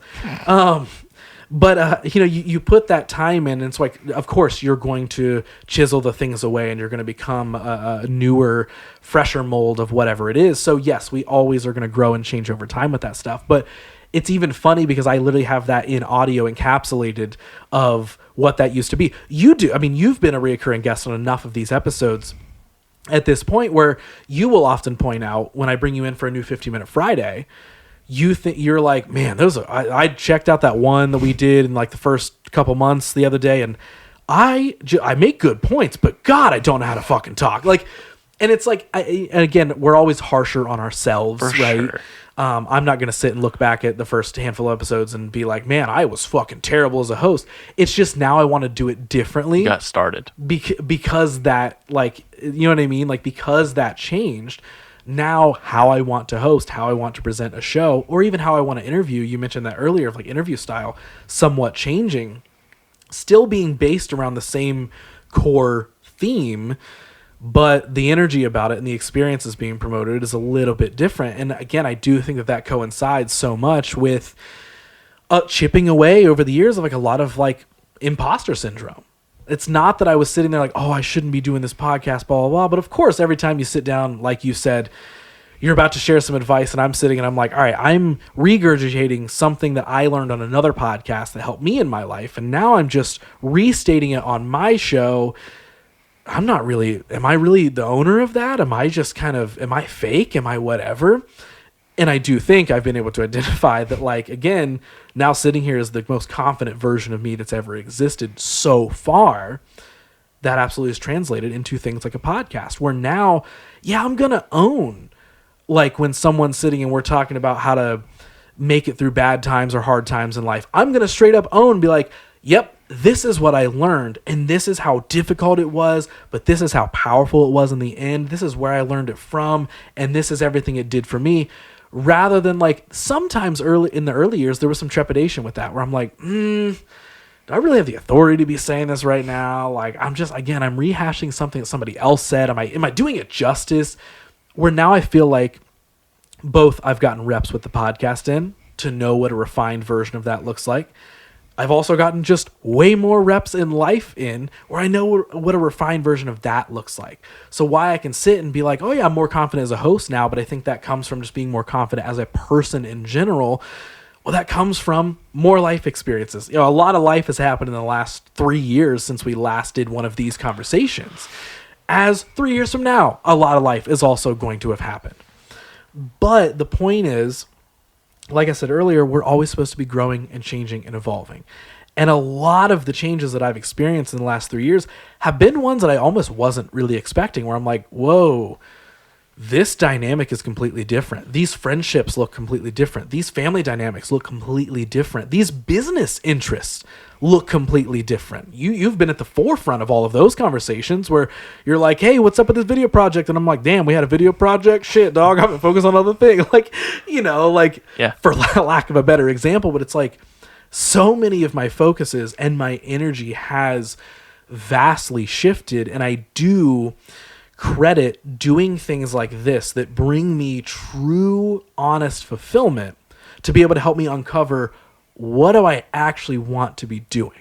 Yeah. And so that being an example in itself, when I'm sitting on this podcast and I'm talking with a guest about how to bring fulfillment into your life, there's no part of me that's shying away from that anymore because I've experienced it. And I know I'm going to continue experiencing it. I've experienced the things, not that I hadn't experienced enough when I first started the show, but that imposter syndrome was still in the way to share those experiences 100%, full throttle. Where now I'm like, yeah, if somebody listens to the show and they're like, there goes Ross talking about positive mindset stuff again. Well, man, listen, I'll talk to you about it anytime you want, but damn, I feel bad because I know how beneficial this has been to me. And that's why I'm talking about it. Not to sit and be like, this will make for a good 30-second clip on TikTok. Well, I think that's exactly it, though. Is like the difference is like, why were we a little timid? Why were you a little timid? Why is anyone a little timid about talking about something that like you haven't lived? Oh man, and I think we both take kind of a fight on this side of things. At least I know I do. I think you do too. Is like a lot of sayings are really simple. It's like your network is your net worth. Well, great. It's all about relationships. Right. Just do it. All those things are practical and they make sense and they're so simple. But a lot of people don't ask, what does that mean? Mm-hmm. How do you just do it? Right. Well, it's like there's like 16 different ways and you got to find the way that's right for you. And I think, I don't know, 3, 4, 5 years ago, we're always growing. We've developed a bunch of skills and whatnot. But I think part of that is like, okay, it's theory right now. This sounds good. I got to figure it out. What does positive mindset mean? What does be do have actually mean in my life? What does this thing that I heard on this podcast mean? And I think the difference is you've actually applied it and you've practiced it. I'd like to think that I have too, because like 3 years ago, I was like, oh, I have this whole plethora of tools that I'm learning. Mm-hmm. And I'm like, but now the real difference maker is like, did I just hear it? I'm just going to say that and use that to make myself sound cool. Right. Or am I going to say it out loud, believe it, try it, apply it, and turn it from theory to practice? Mm-hmm. And you've turned it from theory to practice. So yeah, that's going to increase the confidence because it's not like, so I heard this thing and it sounds like it would be helpful to the thing that you just said. And it's also going to make me sound pretty smart. So it's going to be a good TikTok clip. So, but no, it's like, here's the thing. Here's how I've used it. Here's how I've seen it. Now we can entertain a conversation around this. And often I've seen your guests when you share and relate a story, it's never a one-up. It's never a, well, you're wrong. It's like, hey, I've been there too. Here's how I've navigated it. And I see your guest, not physically, but I hear your guest lean in and say, that's pretty interesting. Tell me more. Right. And then you guys have this riff back and forth. This is what I even mean about the evolution of the conversation is like, I think part of that like reservedness is like, I don't feel like I have the permission to share this thing. Mm-hmm. It's like, it's hard for someone to lean in when I'm not hearing confidence in your voice, where it's like, I not only can say this confidently, but I can share a story about this and now we can relate about this. And I can maybe give you some words or some language or some experience to give you confidence. You're giving them confidence back. You're not one-upping. You're not doing any of this. I go on this long tangent to say all this, but I do think that confidence is real. It's felt. And that's how the show is truly shaped in a lot of different ways. Now, I'm going to shift gears into some questions that have been submitted in a second. Yes. Okay, but before we go there, I wanted to ask one last question and just give you the space, like in case there's anything else you wanted to share that I haven't asked that you're like, dude, we got to talk about this before I shift into those questions. Because I think some of them are going to overlap. But my super generic question is going to the future. Yeah. what do the fans have to expect? What can they expect in 2024? Yeah, well, hopefully another consistent year of the show growing. I've been building a guest list over the last 4 years. And some people have worked out, obviously, some people have not. But I literally, like, there are times I will sit and I will look at that guest list and I'll just scroll through it. I'm not even like booking episodes. I'll just scroll through it and I get re-excited because I'm like, oh man, having them on the show would be so cool, and here's why. And those aren't like mega famous people or anything like that. Again, it's never about that. But for me, I would say I'm just excited to continue digging into that guest list.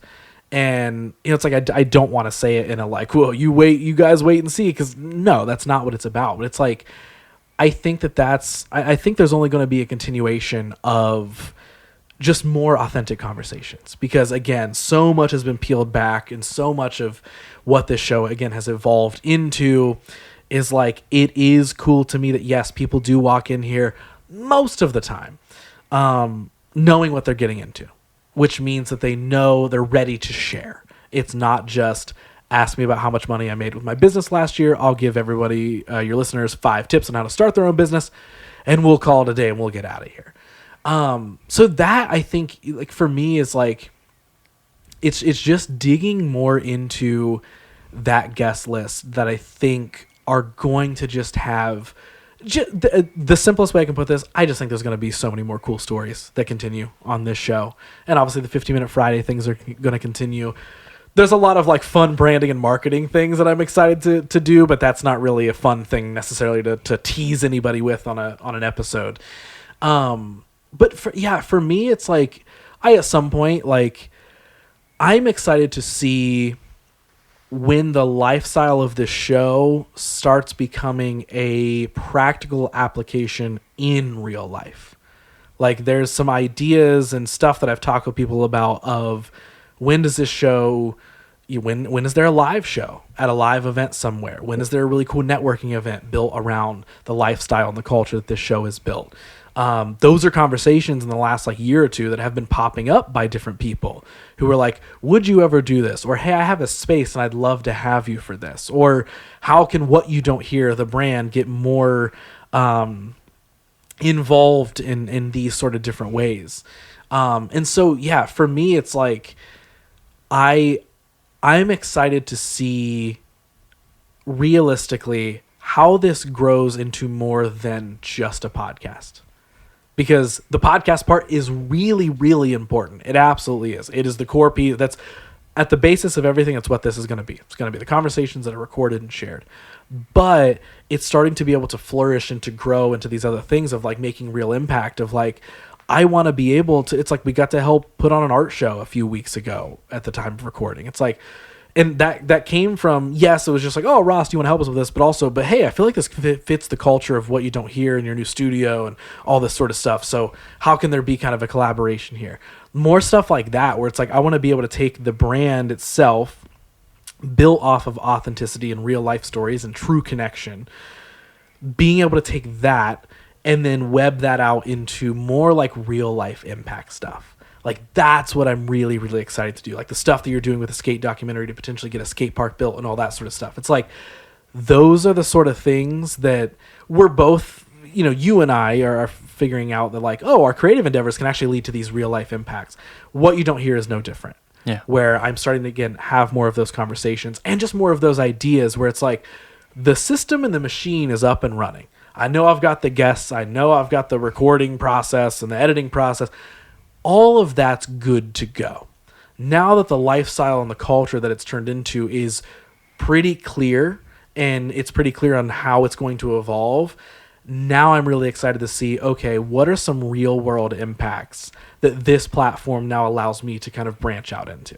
Yeah, I think I like that. It just feels like, I don't know the right analogy for this, so I'll just use a simple one. Is like, it feels like the cup is overflowing a little bit, and like some of the other things are spilling out beyond what it originally was, designed to be within this cup. It's like, actually, there's a little bit more to go around. I feel like both of us are kind of experiencing that in all of our brands in a lot of ways. We're like, a lot of things are kind of spilling over, and it's not even the thing. It's not what you don't hear that's necessarily spilling in. It's like your purpose, your person, your impact, your intention is just spilling over, and it's naturally flowing into these other areas. It's like, okay, we're watering some seeds now. Mm-hmm. And it's like, I didn't even necessarily I didn't plant those seeds even. Right. You know, like they're kind of just there, and the water is blooming them. This garden is now becoming a community garden. Everybody's Man, I'm getting so good at these analogies. Gee Hey, whiz. speaking of watering, do you want to grab a bottle of water out of that mini fridge right behind you? Oh, jeez. Because I guzzled all my water. Here, you can just share it with me. The following announcement has been paid for by the New World Order. This episode is also sponsored by CrossFit Gehenna. Now, this is a place that maybe you've heard me talk about on this show before. That's because it's the gym that I go to almost every day. And yes, I know what you're thinking. CrossFit? Ross, what the heck are you trying to sell me on right now? Listen, I promise it's not as crazy as it sounds or often looks. Legitimately, it's not. If I can get started in it, anybody truly can. For real though, CrossFit Gehenna has become one of my favorite places. And it's not just because of like going in and tossing weights or cool gym moves or whatever. It's because this gym has a community unlike any other that I've ever experienced. In effort to just keep this short and sweet, I'll give you the rundown. You can drop into the gym anytime, whether it's for a class or just to do your own thing in open gym. And you can also get 24-hour access if you become a member, which is pretty dope. But they've also got classes for just all skill levels, beginners to seasoned vets. There's something here for everyone because honestly, CrossFit is for everyone. But again, my honest selling point more than anything for these guys is the people. The coaches and the community here truly feels like a family. I've never felt that at any other gym that I've ever been to, and it's a big part of what keeps me personally coming back. So if you want to check it out, they're located in, of course, Gehenna, Ohio. Follow them at CrossFit Gehenna OH or hop over to CrossFitGehenna.com for all the information you need to get your foot in the door and on a path to your fitness journey. All right. Well, now we're rehydrated. I'm either going to leave the part in where we got these waters, or we're just going to hard cut to this. And hey, there's water here now. So you're going to go through some questions. So yeah, if you follow the podcast on social, I just posted and I was like, this would probably be a fun part for episode 100. If there's any questions, just toss me some fun questions or topics. People actually did, which I'm going to look directly in the camera for this. Thank you for submitting questions and all these sort of things, whether to me directly or to the podcast. I have formed them all in a nice note here for Josh to be able to kind of dig through. So he's been asking his own questions up until now. Yeah. But now we're going to dive into some questions from the audience, which, again, I'm mind blown. I think I literally posted and I was like, if you can give me at least like 10, like I at least need like around 10, I'll feel okay. I think we got a few more than that. So I heavily appreciate the fact that anybody wanted to give some talking points onto this. So in the fact that Josh is here, you're going to get like 20 15-minute Fridays right here. Like this is pretty much. I mean, this is a cheat code. You are Mr. 15-minute Friday. That's your new nickname. Yeah, I mean, so much so that people think that this is my show sometimes. They do. I'm like, no, yes, this is not mine. You've been on so many of the 15-minute Fridays. People are like, man, that podcast you do, and you're like, I don't think you watch it very much, but I appreciate that. Thank you. I'm gonna look into the camera too and say I didn't submit any of these questions. I don't know if you guys know this, but building anything, no one ever cares about this stuff. So I'm so impressed. Yeah. I didn't put a single one of these questions in here, and I am so jazzed to read these right now. Yeah, so I tried to not really look. I was just like, okay, I'm collecting these questions. I'm making sure it makes sense, and then I'm copy and pasting it in there. So, yeah, let's dive into some actual Q&A stuff here. So, Josh, what do you got? Wow, I can't read. Do you know how to navigate? Yeah, I should have picked somebody else to do these questions who knows how to read. I've been teaching my son, so this should come pretty natural to me. A, B, C, D. Okay. Good. So here's the first one we got. Okay. And some of these we've kind of touched on, but I'm just going to ask them because I think you might have a different answer. Okay. So first one, if you ever needed to earn money ever again, what would you create? If I never needed to earn money? If you never needed to earn money ever again, what would you create? Some of these questions I might need you to give me some extra boundaries to. So does this mean when you read this question, am I rich? What's going on here? How are you this question? Let's not have, because money is part of the equation. Let's just imagine like you're not necessarily rich, you're not necessarily poor, you're just not focused on money. If that wasn't a thing, what would you create? Oh man, this is such a cheesy answer. That's sort of where I'm at right now. Like, he's rich. No. Yeah, I'm rich, guys. 100 episodes. This is what it does for you. I should have laid out all the fake money on the table. That would have been so much cooler for this episode.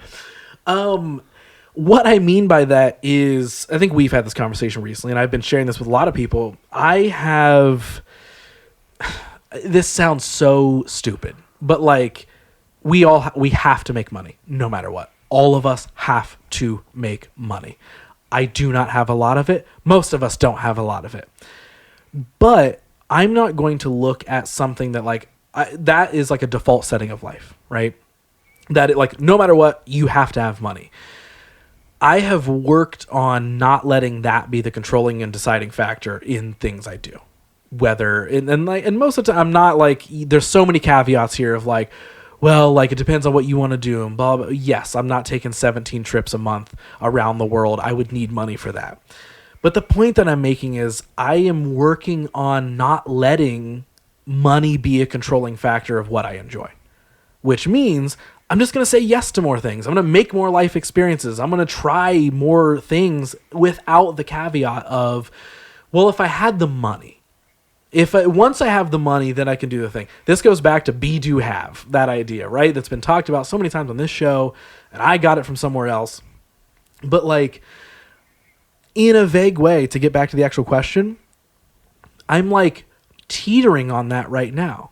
Because of like, if the context isn't you're super rich and you can, because if I was super rich, I'd fund the feature films we want to make, and I would really start a business in this way and that way, and start all these other brands and do all this sort of stuff. But if we're just saying, hey, maybe, you're not rich, but we're not making money, the most prominent issue, as stupid as this will sound, I am like teetering on that decision-making process right now, because I have started saying yes to so many more things. We said it earlier, I've really started to lean into that just do it mentality even more, to try and just get myself out of comfort zones, try new things, take on new skills, all this sort of stuff. And that continues to open more and more doors. So ultimately, I would probably just but if money really, if I didn't even have to be like, hey, social client, I hope you pay me this month, or hey, video production, I hope this pops up. If that wasn't an issue, it would just be that times 10. I would probably be starting more brands and more podcasts and more things. But I would also be a liar if I said I wasn't already trying to plant the seeds for those things regardless right now. Like, I'm trying to, and this is a whole deep dive probably for a whole other episode, but I'm trying to future-proof my life as much as possible to not be so dependent on, especially as a freelancer who's not rich, my life and my happiness cannot be dependent on, did this person pay me or not? Yes, that is a huge factor of whether I can pay my rent. But the point I'm making is, luckily so far, it's worked every month so far, even if I end up with way less numbers in my bank account after I pay that rent. That's a whole other thing. So it's there, but I would say that I'm almost trying to start to do that right now without the being rich part. That's a lovely answer. I think you answered that well. All right, great. I'm sure someone out there is angry and is like, I hope. Easy for you to say, asshole. I hope I asked it right. You want to sit and say that you don't care about money. No, I do. I absolutely do, but I'm just not letting it control my life. All right, so next one up. Which guest had the most viral content, viral story, or kind of popped off in an interesting way? We talked about this earlier. I don't focus a whole lot on the numbers outside of baseline understanding where the show is at. And I also, that's a battle I would say I go through often, is making sure I don't get caught up on the numbers of virality of what clip gets the most views and all that sort of stuff. But so I truthfully, as unfun of an answer as this is, I don't look at it a whole lot, but there have been, if something that comes to mind, a couple clips. Simi Bowditch, who was on the show, who I think had an amazing episode. She's an amazing person.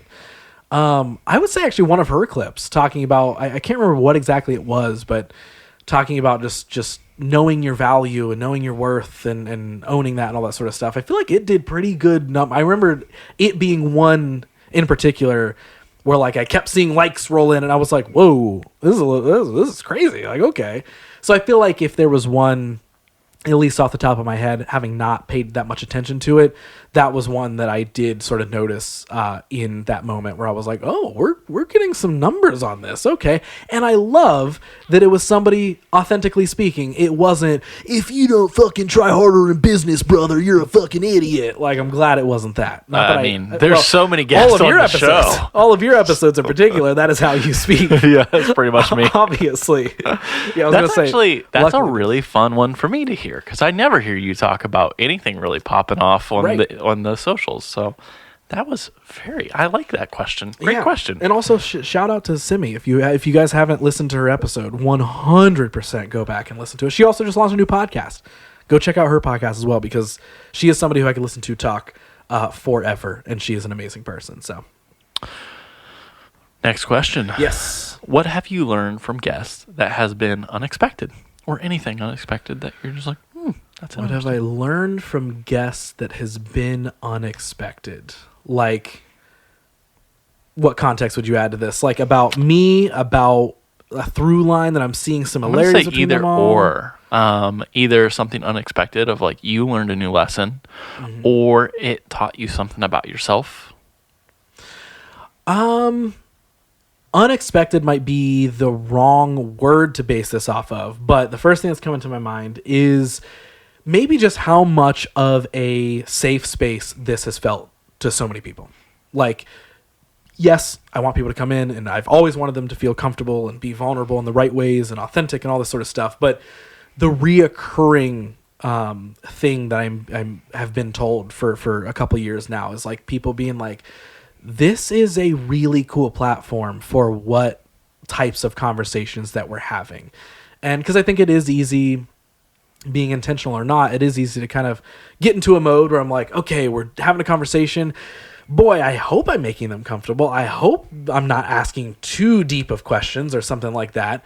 And so I think that's been a kind of a constant reminder, if anything, that maybe I've learned, is that, this a reoccurring reminder that this platform serves its purpose with the people that come on and they're actually comfortable when they're navigating it.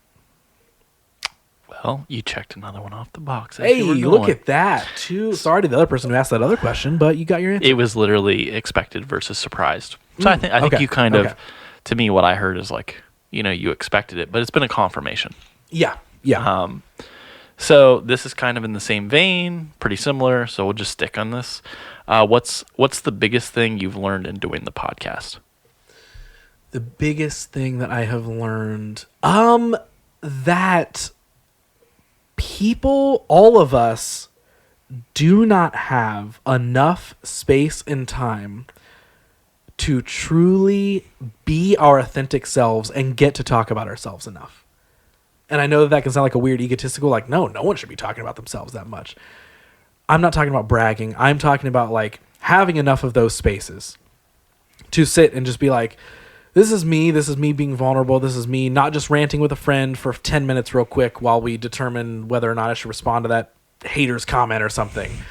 But like just the amount of people who are like, man, I never get to talk about myself like this. And yes, I understand it's an uninterrupted 2 hours about their life. I get that doesn't exist a lot of places, but I think at large, that comes from a place of like everybody, all of us are on fast forward all the time. We're just getting through every day. We're doing all the things. We don't have a lot of time to just sit down uninterrupted like this to talk about our thoughts and our feelings and all that sort of stuff. So yeah, I don't remember what the original question was, but I that was maybe a thing that I've learned from this. Is that what it was? What was the question? Yeah, learned. Biggest thing that you've learned. Yeah, is that a lot of people don't have enough space to just be able to own and share exactly who they are. All right. Fun one next. Mm-hmm. And I'm going to encourage you to try to get this down to one, but I'll give you three if you want three. Okay. Dream guest. Dream guest. I mean, the number one that comes to my mind will be no surprise to you, Josh, but Chris Dramapath has to be the absolute number one dream guest right now, because I would accredit him to a ton of stuff, realistically, in my creative life in general, but especially this podcast. I mean, this podcast was pretty much molded after his podcast, Short Story Long. And that is a show that I would accredit, as cheesy as it'll sound, but I think you can back me up on this. I would accredit his podcast to changing my life in a lot of ways. And we've told the story, I think, on different iterations of whatever conversation we've had. But the short of it is, it was way back, 2017, 2018. We're both down the dumps. I discover his show. And it is this. If you haven't checked it out, go check out Short Story Long if you want more conversations like this. It's drama, sitting down with successful guests of different types, and they share their real story of how they started that business, how they did that thing. And hearing all of those sort of things, hearing these people be vulnerable, but also being able to relate to them a lot, and hearing a lot of these people be like, yeah, in my first 2 years of business, it was abysmal, and this is what it was like. And I'm like, whoa, that's where I was at that point in time. So getting to relate to these people's stories did a lot for inspiration on my end, but also taught me a ton about accountability and taking action and what mindset really is. It's not just a word, and really, really how to put action behind those positive thoughts that we want to have, and how to kind of pick yourself up when you're having those bad days or whatever it may be. So I would say Short Story Long is a little more business oriented, which is, again, why this show started out a little bit more in that vein. Yeah. But yeah, I would say because of all that, because I can genuinely say he and his show changed my trajectory of my life a bit. And this show, I don't know if it would exist how it does without his show.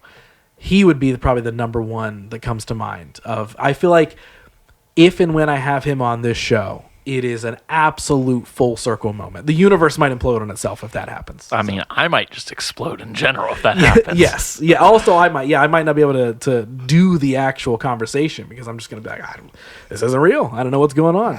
So yeah, drama would be the dream guest. Yeah, that surprised me none. Okay. Hardest part of making the show? Hardest part of making the show. Well, after I just spent an hour or whatever it was bragging about the system and the process and how it's not stressful, truthfully, that part is not stressful. I would say the most stressful part is the ongoing battle of making sure I don't get caught up in the virality, in the numbers, and equating that to success. That is probably the most active battle I would say I have with this show. Even if I don't like sitting and editing a 2-hour episode or cutting all the content or whatever, I still do it. It's still fine. I got a process down for it. Of course, having the conversations themselves, even though scheduling can be difficult sometimes, whatever it is, technical difficulties, all this sort of stuff. None of it ever really hits a point where I'm like, ooh, this is an ongoing annoyance. So I would have to say the most difficult part is keeping myself in check, because every once in a while I'll be like, oh, but why didn't this get 2,000 downloads? Why didn't this get 5,000 views? Why? And I'm just like, you know what? That's not why we do it. And usually when I do start to catch myself on worrying about the numbers and kind of feeling like the show is less valuable, something in real life will happen that reminds me the show has actual value. And I'm like, oh yeah, that one conversation, that one connection, that one person being inspired by an episode, that matters more to me than the 50,000 views that it could have gotten on TikTok, where people are just going to be arguing in the comments about how stupid I am anyway. So it's like they're going to be disagreeing with what I'm saying anyway, so who cares? Yeah. So yeah, that's probably the most challenging part, is not getting caught up in the online kind of numbers culture. Virality. Who could know that it was going to be so awful? You did tell me that I needed to actually focus more on that, so I can't believe I answered that way. So sorry. All right. So at what point in your life have you been the most vulnerable? How did you work through that? And what did you learn in the process? At what point in life have I been the most vulnerable, and what did I do to work through that?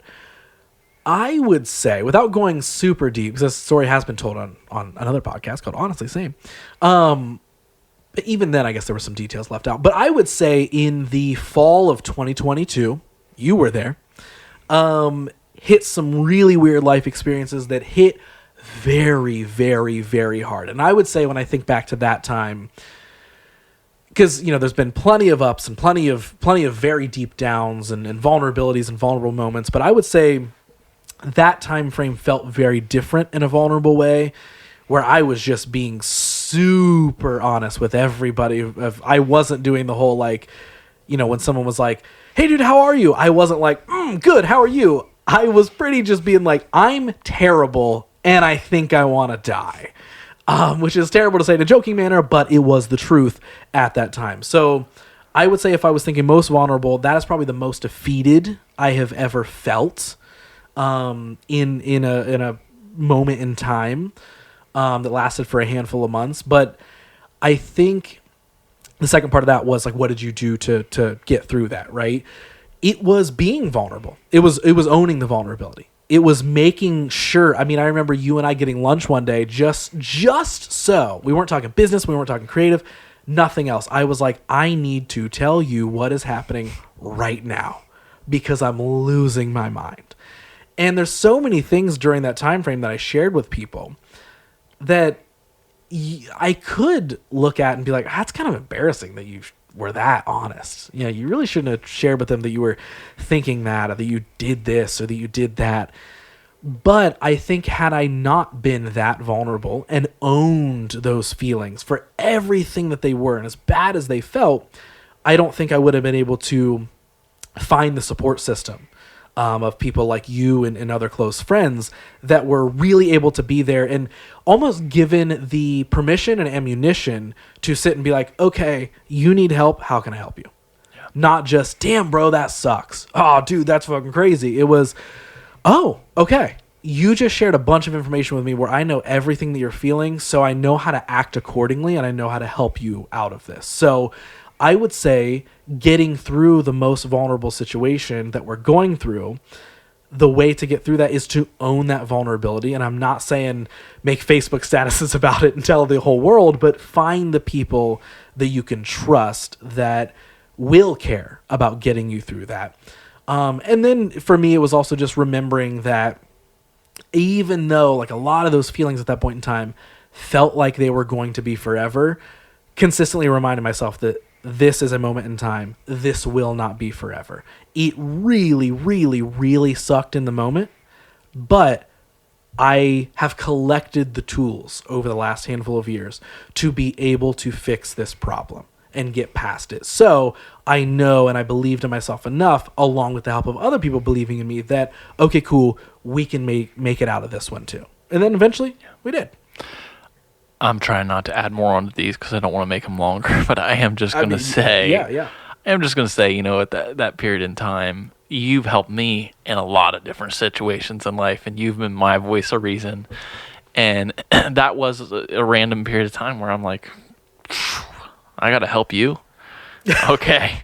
And it's funny because you navigated that situation. You said autopilot confidence in a lot of ways where I was like, okay, you can still operate, but it was a weird feeling where it's kind of scary that I can still operate, but I can feel this bad, this terrible. And it was funny because I offered advice. I offered being a listening ear. I tried to help however I could. And, you were encouraged by other friends as well as myself of I think you need to keep the conversation with us going. Reach out to me. Let's have this conversation. Reach out to this person. Reach out to this person. And I think you really did find out these are the people that I can go deeper with, and here's how deep I can go with this person, and they can support me in this way. And I think you really did walk away from that situation kind of deepening a lot of your core relationships, but not all. It's not like you were having the same conversation with me, this person, this person, this person, this person. It's I'm able to help you from this perspective, brother. This person can help you here. And you really did use your network in a really healthy way. I'm going to try to not chime into these. Okay. So add whatever you want. I'm just trying to keep it short. I want to just give you the space. So in case you guys are wondering why I'm being so quiet here. Okay. Tips on keeping yourself focused on goals. Tips on keeping yourself focused on goals. Understand why you have them in the first place. That is one of my biggest things. Understand why you have the goals, because I think a lot of people, it's very easy for us to think of a bunch of things we want to do and like, oh, this would be fun and that would be fun, and I think I should do this and I feel pressured to do this, but I think I also want to do that. If you don't have the clarity on why you want to do any of them, it's just going to feel like a mess. So maybe that's even the better way to put it is have clarity on why you have those goals in the first place. What is the why behind it? Why do you want to achieve that goal? What result does it really bring you? What result do you think it's going to bring you, but what's the one it's really actually going to bring you, right? Like I could sit and say I want to do a podcast, but the real result I'm looking for is connecting with other people. So cool. The goal looks like make a podcast. What the real goal is connect with other people and be able to share that. That's what it really is. So it was staying inspired on goals. Man, I'm forgetting these questions. Tips to stay focused on goals. I'm not used to Inspired. having questions like this on this show. So I'm like, I go in these like rambles and I'm like, wait, there was an initial question. So tips for staying motivated on multiple goals. Is that what? Yeah. I do really think that's it. I think it's clarity on why you want to even chase after those goals in the first place. And also knowing that what from those goals and adjacent of those goals is bringing you happiness and fulfillment, because said it 100 times on the show and I'll say it again, if you're operating from a place where that figurative cup of yours is running on E, it doesn't matter how much you may want to achieve that goal.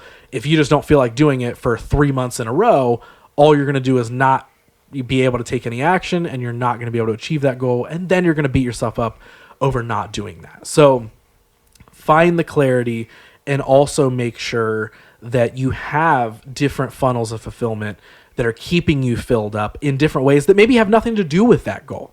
Yeah. That is another thing. Not all the eggs in one basket type of mentality. So it's like, what are other things that are keeping you going so you have more energy to even focus and be clear on that goal and motivated for it anyway?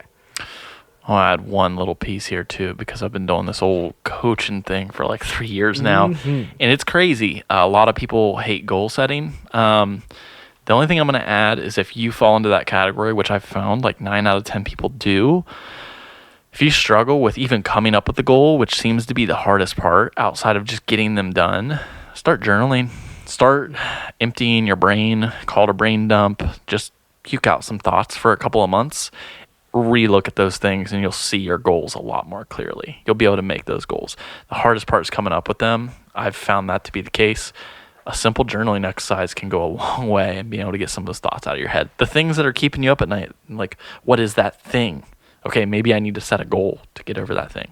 If you want more handful of tips on goal setting from both Josh and I, conveniently, there is a 15-minute Friday episode all about goal setting and breaking those things down. So you can go check out an entire episode of both of us chatting about that for 15 minutes. Oh, cool. I forgot about that. Yep, there is a 15-minute Friday all about that. Oh, right. So how has the show changed since you first started it? We touched on this a little bit already. I would say at the beginning it was, again, I am not going to go back on my word and be a hypocrite. Like, I've had a clear vision for it from the beginning, but I think it naturally evolved from being a little less about like, get motivation to start your business, and it's really kind of evolved more into get motivation to live and pursue the life that you truly, truly want to live.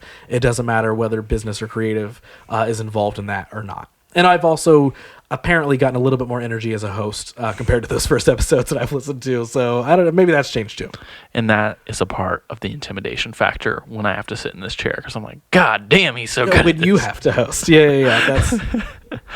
I'm not even as a host. I'm still pretty intimidated. I'm like, general. Damn, he just said all that stuff. He sounds so fucking smart. Shit. I like that. All right. This one's fun. I can't wait to see what you say to this one. How do you find a job you can work for the next 20 years? I cannot wait to see what you say to this. Okay. So this is a thing. How can you find a job that you can work for the next 20 years? For the next 20 years. I feel like I'm going to give a very podcaster answer to this.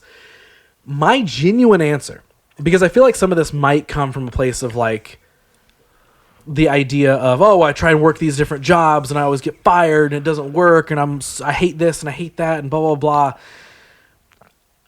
My honest answer, and this is probably a little bit of a place of privilege and all this sort of stuff that anybody could immediately downplay this stuff with, and I get that. I understand that. But I think because I also think that it's probably coming from a place, that question is being asked from, well, no, I don't want to go work the factory job for the next 20 years. Because you can go do that. You can go have a job at a factory for the next 20 years probably and get consistently paid and whatever.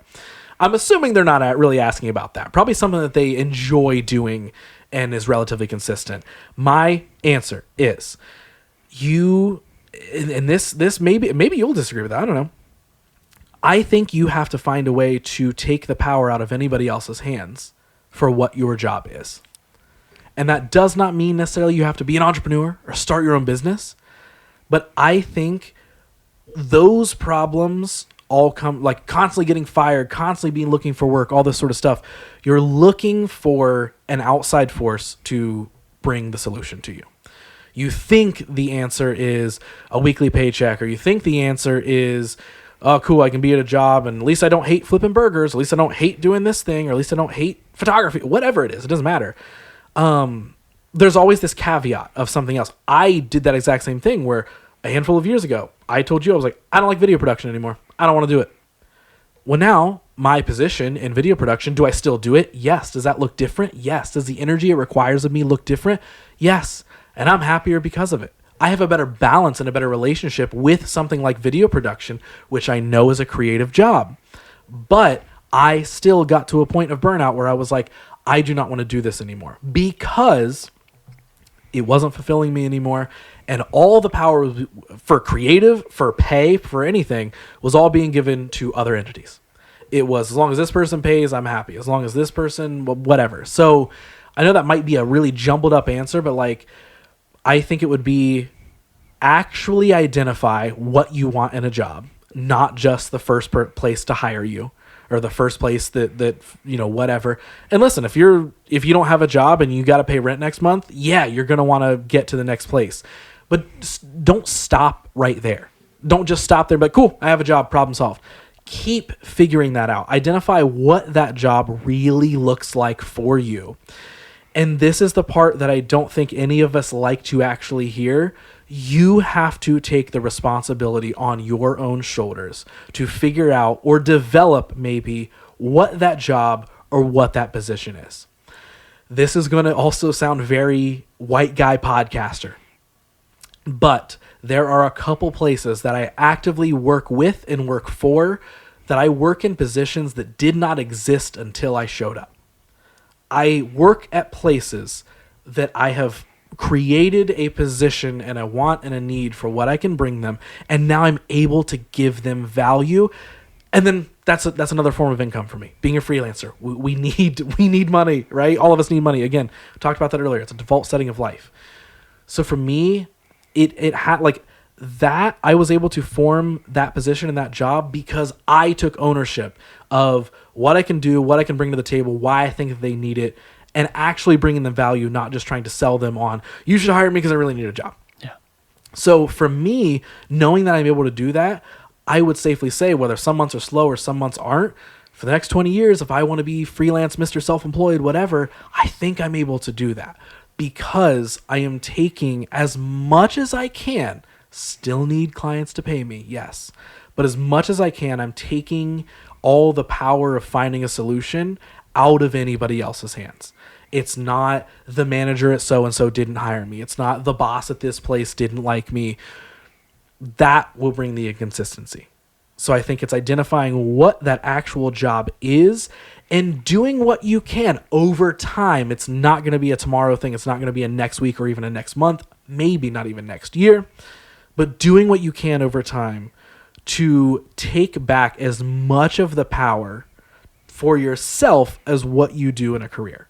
That would probably be a very long-winded answer that someone would probably have to rewind through to gain some of those points and really get them. But like, I don't know. It's because I'm sure that person's not asking from a place of Yeah. I don't want to go work at the factory for the next 20 years. Okay, so how can I know that I'll have a job? Because if this is a creative person asking this, they could also be asking it from the place of, well, AI is popping up now, and I'm going to lose that, blah, blah, blah. Okay, cool. We've identified the problem. What's the solution? What is the solution? How can you learn the skills of AI? How can you learn skills that AI does not have? How can you be of real, true value to somebody you're trying to sell yourself to? How can you create those positions for yourself, create those opportunities for yourself? I am kind of a believer in that quote of make your own luck. Yeah. And that is a big part of what I feel like would go along with this question. And so it's like, how can you make it so you have a job for the next 20 years? I'm going to use a word that I've been using a lot, become undeniable. That is a thing. Learn to become undeniable in whatever that looks like for you. I've been uncovering what that looks like for me. Not out of a place of cockiness and sitting here like, oh yeah, Ross keeps saying he's so confident, whatever. All of that, I promise you, comes from a place, I just told the story, of multiple times feeling like I did not want to exist physically anymore on this planet. But making it through that was not just, oh, I guess I made it through that. It was, we made it through that. We're fucking tough. Okay. Yeah. That's a new skill. That's a new thing we've learned. That's a new emotion we've learned to control. This new way of resolving conflict that we've learned. That's a new whatever. It's toughened us up. It's another rep. So for me, I have been working on, and you and I have talked about this, I have been working on and attached to the word undeniable. So for me, that's what it looks like. I know that can't just be copy and pasted to everybody, but I'm also going to say, maybe that is it. Figure out what that looks like for you. What does becoming undeniable look like for you? Let's take the aspect of, I just needed a job. Just give me advice on how to get hired somewhere. Well, I can't, because I don't know what you do. I don't know what your skills are. I don't know what your skills are not. I don't know what you're willing to learn. And I don't know where you want to go. You know all of those things.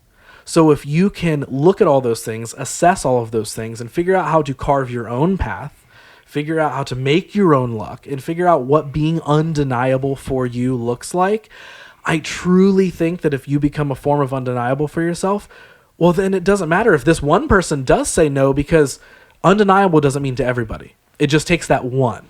So these 3 jobs might not have hired you, but the one that does, that they can't deny the skill that you have and the quality that you bring, that's going to be the one that works the best for you, because they see you for your true potential, for your true skills, for your true worth. That was a very long-winded answer. I'll add one piece to it. And I think, again, without having all the context here, it is hard to answer this. The permission that I'll just give in case this is a consistency piece, because I still think some of us are like, I got to find a company to work for the next 20 years. Mm-hmm. I think that's becoming a little bit more antique. I'm just going to give you the permission to not look at the company or the one job or even a consistent paycheck, but like right in line with yours is like, just look at like, can I have 20 years of work? It's not all going to be perfect, but like give yourself the permission to job hop, to advance your career. And the way I really look at any job, freelance or in building my business or past jobs, it's stackable skills. There's so many things from, my days at a slaughterhouse to a home improvement company to, freelancing that are shaping me into the person I am today.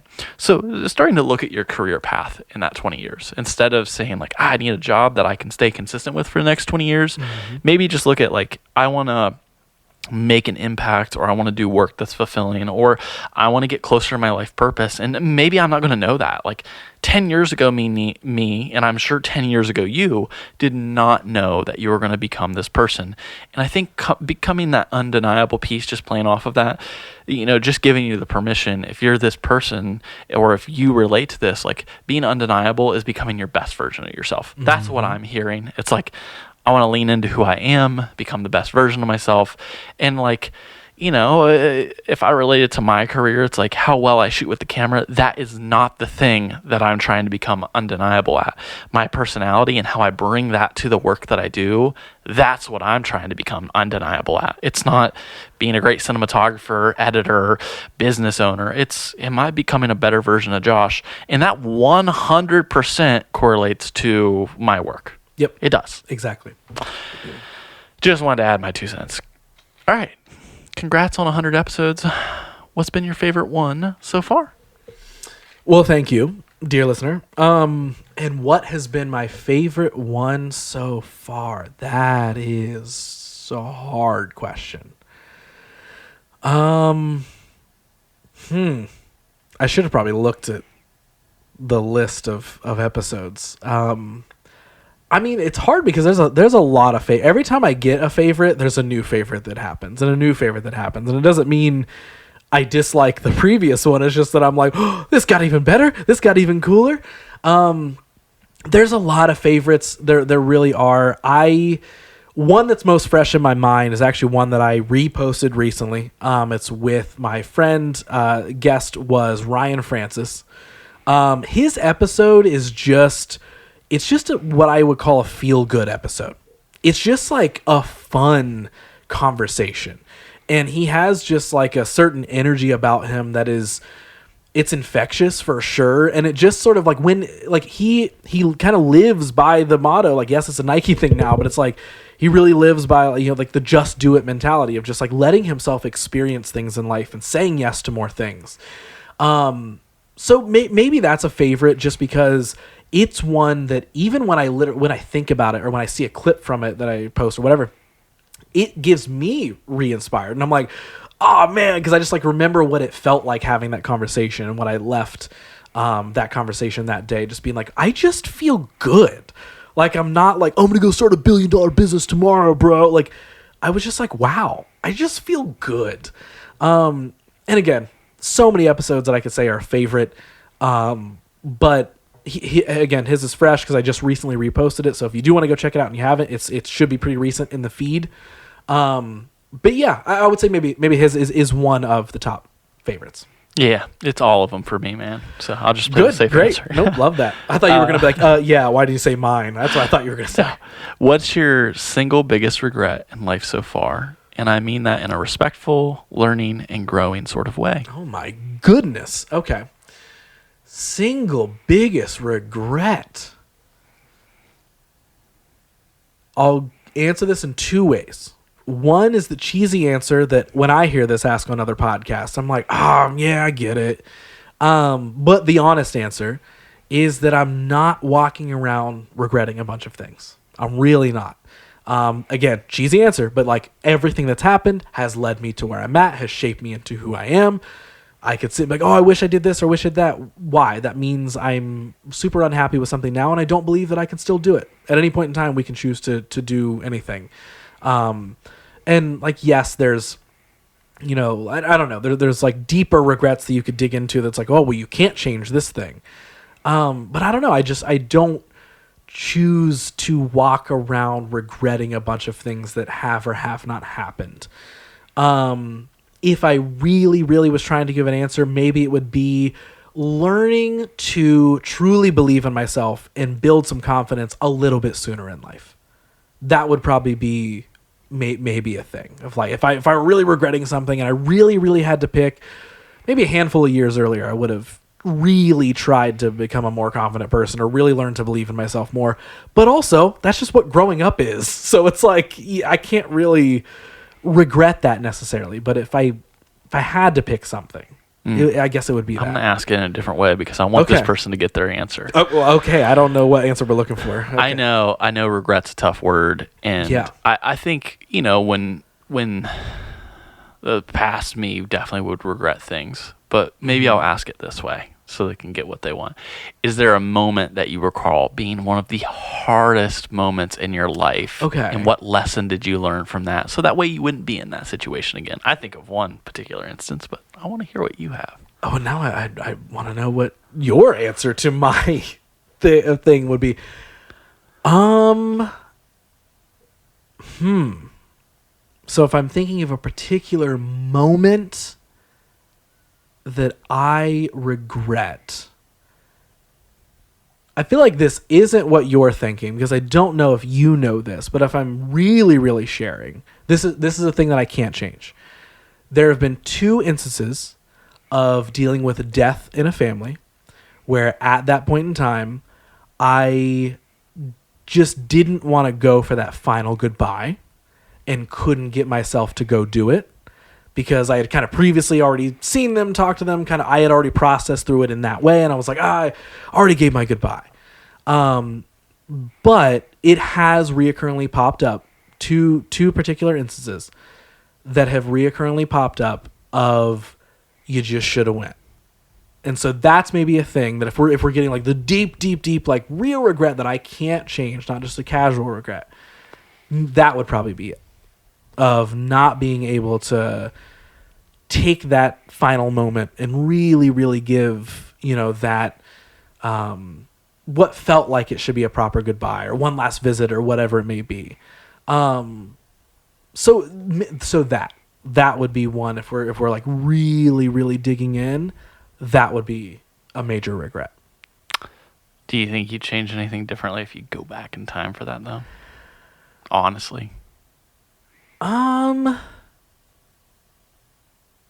It's weird because it would create such a harder memory to, you know what I mean? Of like that, because that's why I, wouldn't go. And like I have done that, but those two situations where I was just like, I just can't, I just don't want to. I'm just not feeling it, not comfortable. I don't want to, whatever. I don't know. I mean, I said it earlier with like, I don't like to walk around with regrets and everything has shaped me into, whatever. But it's like, if we're looking at those particular situations, maybe I would go back and just have, the memory being not, oh, you didn't get to go, but maybe that lasting memory is like, all right, you were right there. Like when that happened, which is part of the reason why I didn't go do it. 'Cause I'm like, oh, the last time I saw them was this, that is how I'm going to keep it. But there is a part of that, maybe that movies have instilled in us or something, that you always got to be there for the last big dramatic thing. And if you're not, you're wrong for it. And no one has made me feel wrong for it, in family or anything like that. Nobody has. It's absolutely my own battle with regret. So I don't know because if I go back and I change that, it gives me a harsher memory to carry. But maybe it could be a more meaningful one or something in the way of, oh, well, you got to. So I don't know. I mean, do you really have to go through the emotional pain?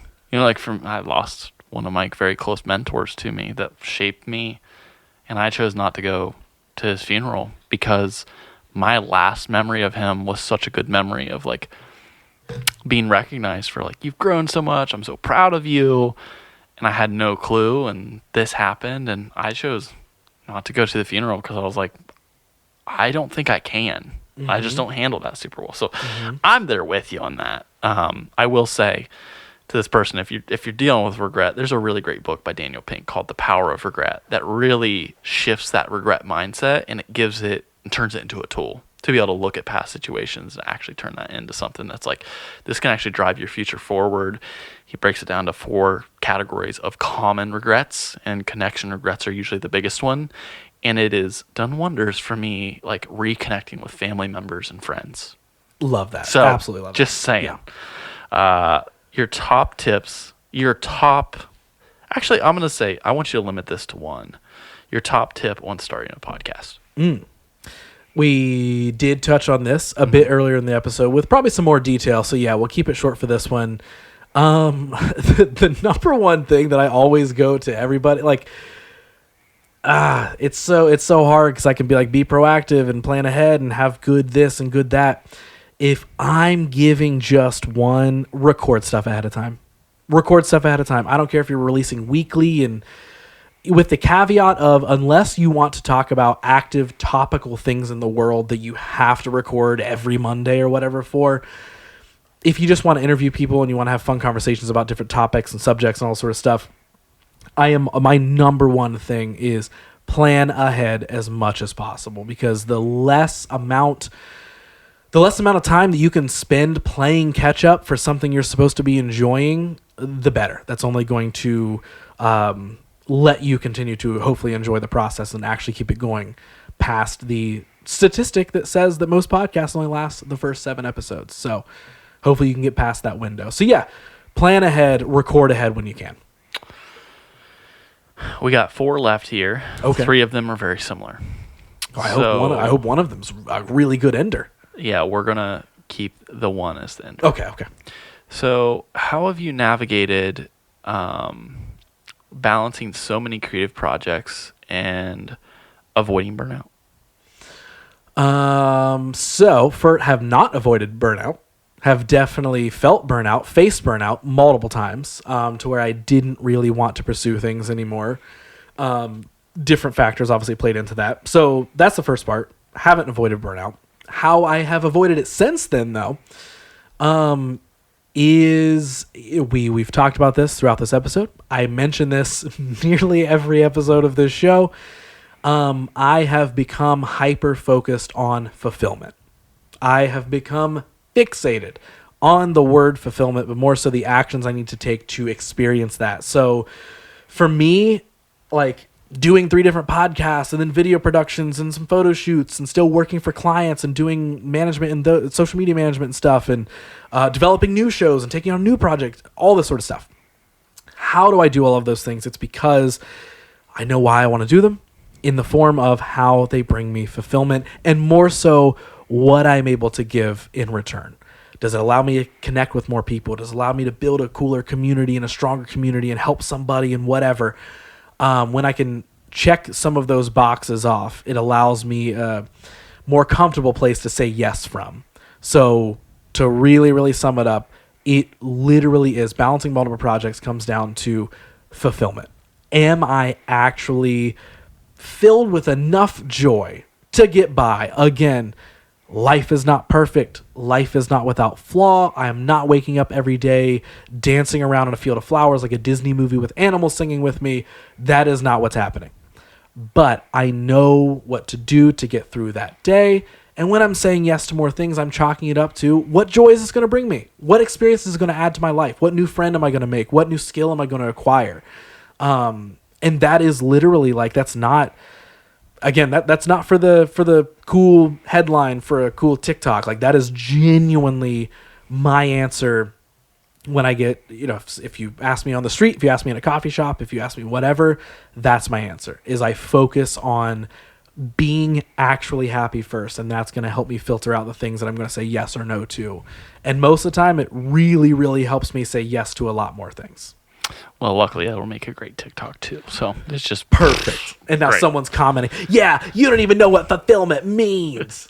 Yeah, can you define it? That's our next question. No. So this is same exact vein, but we're going to get tactical and practical here. Tips on balancing multiple passions.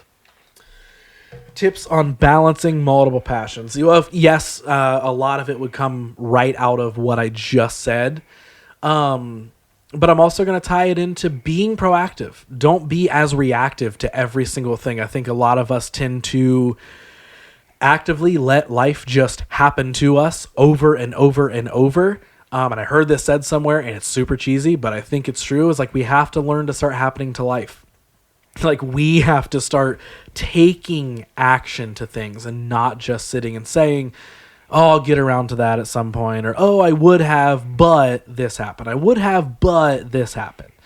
And so, yeah, when it's balancing multiple passions and all that sort of stuff, goes back to what I said about knowing why you want to do it, what sort of happiness and joy that it can bring you, that you want it to bring you. But also if like we're really breaking it down, it's like, just be proactive with it. Start making time. A lot of the times it's not that we don't have the time for things, it's that we're choosing to not make the time for those things. And until we can start making the times for certain things, that can then turn into a habit and a discipline, which then we find out, oh, cool, now I'm going to the gym 3 times a week or 5 times a week, or oh, I'm shooting passion projects once a month, or I'm doing whatever it is that I actually want to do that's bringing some sort of value to my life. That's not just going to just start happening. There's not going to be 7 different people who come to us and say, do you have a passion in this and that and that and that and that? Well, here's an open door to go ahead and start doing those. You have to learn to take the action and start happening to the things. Again, make your own luck, not just waiting for that perfect moment that gives you the permission to say, yes, I'm going to take this on. Start doing it. Start figuring it out, because maybe not, not everybody learns the exact same way, but I do think there's a lot of value in learning actively in the trenches, learning on the go, not waiting for something to say, now you can do it. It goes back to the be, do, have thing. Like, that is literally so much of this stuff. That explanation makes so much sense. We just don't wait until we have the perfect thing in the perfect moment to start doing and then be the person we want to be. Reverse that. Just start doing it. Start doing it. Know that you're not going to be perfect. Know that it's going to be fucked up and you're going to mess it up and you're going to fail a couple times, but you're really going to figure out what you're made of in those failures. And you're also really going to figure out how much you actually want that, like what you think is a passion when you fail at it a couple times. Because you're either going to say, how do I pick myself back up? And what's my plan B and plan C? Or maybe you try it and you're like, damn, that was annoying and that was hard and I don't want to do that again. Amazing. Give yourself permission to quit and then go try something else. So I personally believe everyone can balance multiple passions at one point in time. I just don't know if we give ourselves the space and time to actually try them. We want them to just sort of show up for us and say, here I am, use me, when we really have to kind of often develop it out of nothing. Yeah. I think, I could be wrong, but I think it's Ed Milet's episode of Short Story Long that he actually goes into a lot of those details that you're talking about with the life happening to you. Life happens for you. Yeah, life happens for you. And I remember hearing that and just like resonating with it, also connecting some dots of like, there are a lot of times in my life when I've reaped the most reward, it's when I've had that perspective. So I so deeply relate with that. And I'm pretty sure it's his episode that like goes into that. I was like, oh, yeah, wow, that's really interestingly said. That would we remember the title of it, so I would say it probably had something to do with that. Yeah. Okay. What is your ideal situation or goal as a multi-hyphenated professional creative? Ask that one more time. What is your ideal situation or goal as a multi-hyphenated professional creative? I have actually answered versions of this question many times, and I will answer the exact same way. So I'm sorry if you've heard this before, but freedom. My ultimate goal is not millions of dollars, is not millions of followers, isn't to have my name in lights and all these places. It's to every day have the freedom to do whatever of these things I want to do. To be able to actively pursue and build a discipline and figure out how am I going to make this thing to make this movie, or how am I going to learn how to become a personal trainer, and how am I going to keep this podcast going for another 4 years or whatever. For me, the ultimate end goal is just like, I just want a life that is built around freedom of choice every day. So that way, if a kid pops up, well, that's going to take away a lot of that free time you thought you had. Now you're going to get a lot better at learning how to make that free time. And now you exist for something else and a family and all this sort of stuff. Cool. I still want my life to be able to be built on that freedom. So then if I want to take a week and stay at home with the kid just cause, I can. Or if I want to sit and I want to keep working on all these, cool, I can. Like whatever it is. So any of those variables that life will inevitably throw at me, whether it's a kid or whether it's just more traumatic events that we all will get served at different points in our lives, I still want the ultimate end goal is just like, I want to be able to freely choose what I do, how I react to any situation any given day. I want to have full control over my life as much as humanly possible. I love that. So we have one more question, okay. But before we get there, I saw all of you who put thanks for making the show, congrats on 100 episodes. There's like 9 of those in here. Love so that. I don't want any of you guys to feel like I skipped over you. They're just, I checked them off, and there's a bunch of congrats, thank you, big impact. Beautiful. And now, thank you. Final question. This one is not that big of a deal, but we're looking to the future here. Okay. What are we going to do in the next 12 months? What are you going to do in the next 12 months that's going to challenge you mentally and artistically, or anything else? What am I going to do in the next 12 months that will challenge me mentally or artistically? Should I maybe list this out in maybe just share a goals list? I don't know if I have There's some. There's no wrong answer, brother. This is your question. Yeah, I don't know if I have some big life impact, like I'm going to blah, blah, blah. Things that are going to challenge me, I'm going to try stand-up comedy in the next 12 months. 100%. going to try stand-up comedy. That's going to challenge me artistically, for sure. I am going to be learning how to be a personal trainer. That is going to be challenging me in a different way. There's so many different things that, I've become such an advocate for bucket lists, and not the jump out of an airplane when I'm 60, but really, really categorizing those things of what experiences you want in life, what impacts do you want to make. And I have just been filling that thing to the brim with so many different things, from very, very weird small things like learn how to shoot a bow and arrow, to major things like film a feature film and, all those sort of things, everything in between. So yeah, over the next 12 months, there's a few things like that are immediate challenges of, trying stand-up comedy. I'd like to make a poetry book. That's another thing. I don't know if that's a 12-month thing, but I'd like to do that. I'll just throw that in there. I might get to help develop a live comedy show. Nobody knows about that, but that's maybe a fun thing that can get to happen. And all of those in ways are going to ultimately challenge me both artistically and mentally. Because this is maybe a little bit cheesy. There's an art to everything. There's going to be an art to me learning how to navigate, how to be a coach at a gym with somebody. What is the art of how I navigate that situation? And I know that's not the art that they're putting in the context of, but still, it's going to be challenging me in gaining a new skill in some way.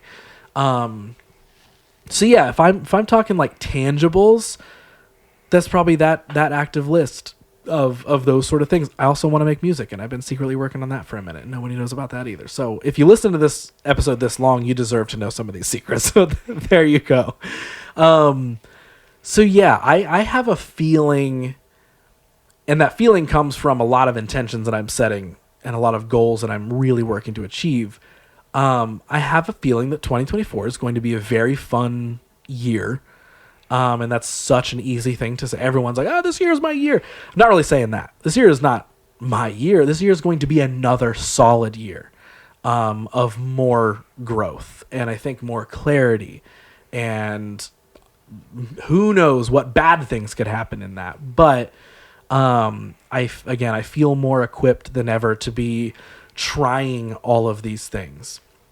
And whether they're business challenges or art creative challenges or whatever it is, I am actively adding more of those things to my list as we speak. Literally on a dry erase board last night, I listed a handful of things out for the next year. So good time to ask this.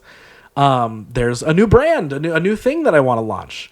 There's another podcast that I want to launch. There's another podcast that I've been working on outside of that one. So the list is never shrinking. It is ever growing. And I feel good that those challenges that this person is asking about are challenges that I'm like ready, willing, and welcoming into my life. Not, I want to start a business, but damn, it's going to be hard. I don't know. I guess it challenged me in some way. It's like I'm looking for those things of, all right, let's see. This will challenge me. This is going to be a mental challenge for sure. This is going to be a artistic, creative challenge for sure. But all of them literally excite me so much because I want to, somebody explained it to me one time. They jokingly were like, do you just want to have the biggest eulogy ever?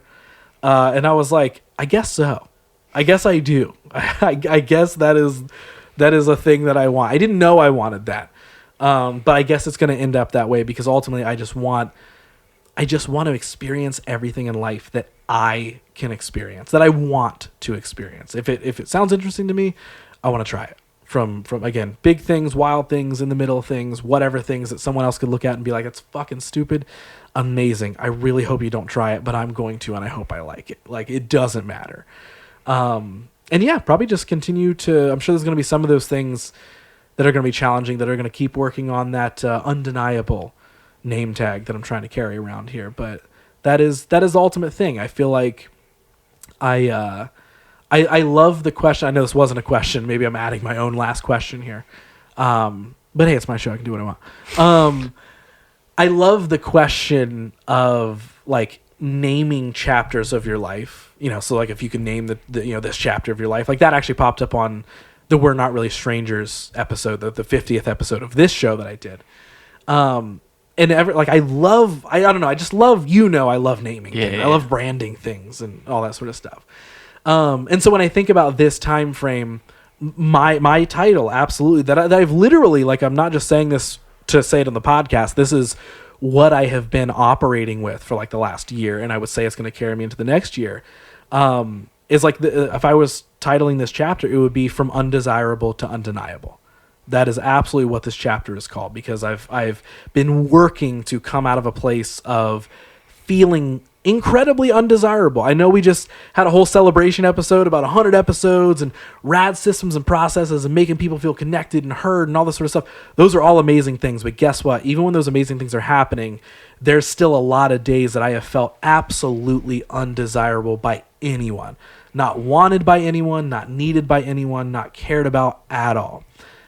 But I've been able to make it through those things. So if I were encapsulating all of that, that is like the journey that I have been on, is let's leave that undesirable feeling behind and let's make it to a point of being absolutely undeniable to myself and to anyone else. I love that. And you've heard it here, everyone. This show is going to become undeniable. No, I mean... Name change, 2024. Yeah, that's the big change. That's it. We went through this. We went through the questions. Yes. It's episode 100. Thank you for letting me come on and pretending to host a show. I mean, I'm always stoked when you're down to help out with these things, obviously. And, I mean, you know this, but I'm also going to say it for the listening audience. Like, yes, there's jokes about, like, oh, Josh, is that you a part of that show, too? It's like, he's been just as much a part of the team, use that term loosely. Maybe the two-man team here.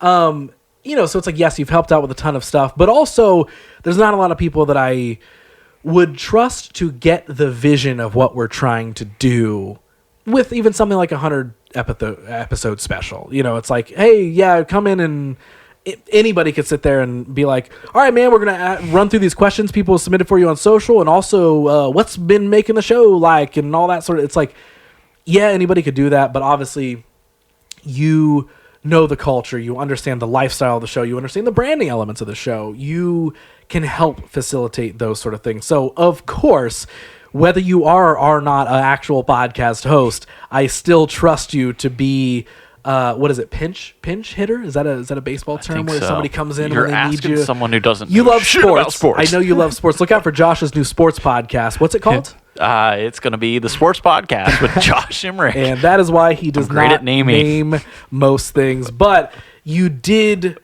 make it through the host chair in another one of these episodes. So, of course, I am very, very stoked that you were down to come and do this. So thank you for traveling up here just to sit and talk to me for another handful of hours, like you have done many, many, many times. Also, knowing, even though, like, yes, you're helping, like, there's a reason you're sitting here to help guide an episode like this, because I know that you know the show and know me well. But also, thanks for just sitting and hearing me talk about all the same things that we talk about on nearly a weekly basis, while having to act like you were like, oh, wow, I didn't know you thought like that there, brother. That's insane.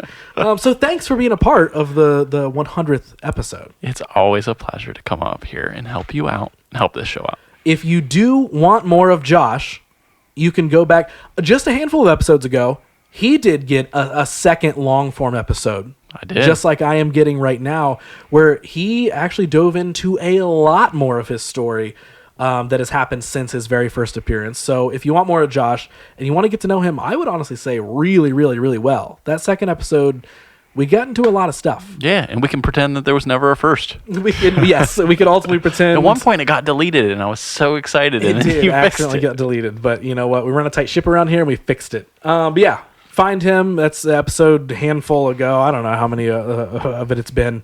But he's back there. And obviously there's been a ton of 50-minute Fridays that we've referenced throughout this episode. So those are everywhere that you find this on. And realistically, I'm going to be doing this in the actual wrap-up that I will record at a later date. So all of that stuff, all the formalities, I'll get out of the way. But you can find Josh a ton of other places on this podcast.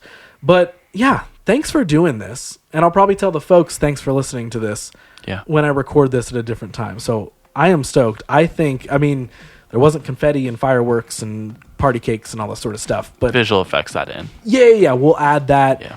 Past guest Josiah will be adding in a bunch of party effects right here. Whoa! Oh my god! This is crazy! 100 awesome. Episodes! 100! Yeah. Josiah, I know you won't let me down, and I know you will absolutely add in a bunch of effects to this 100th episode to make it really, really unique and special.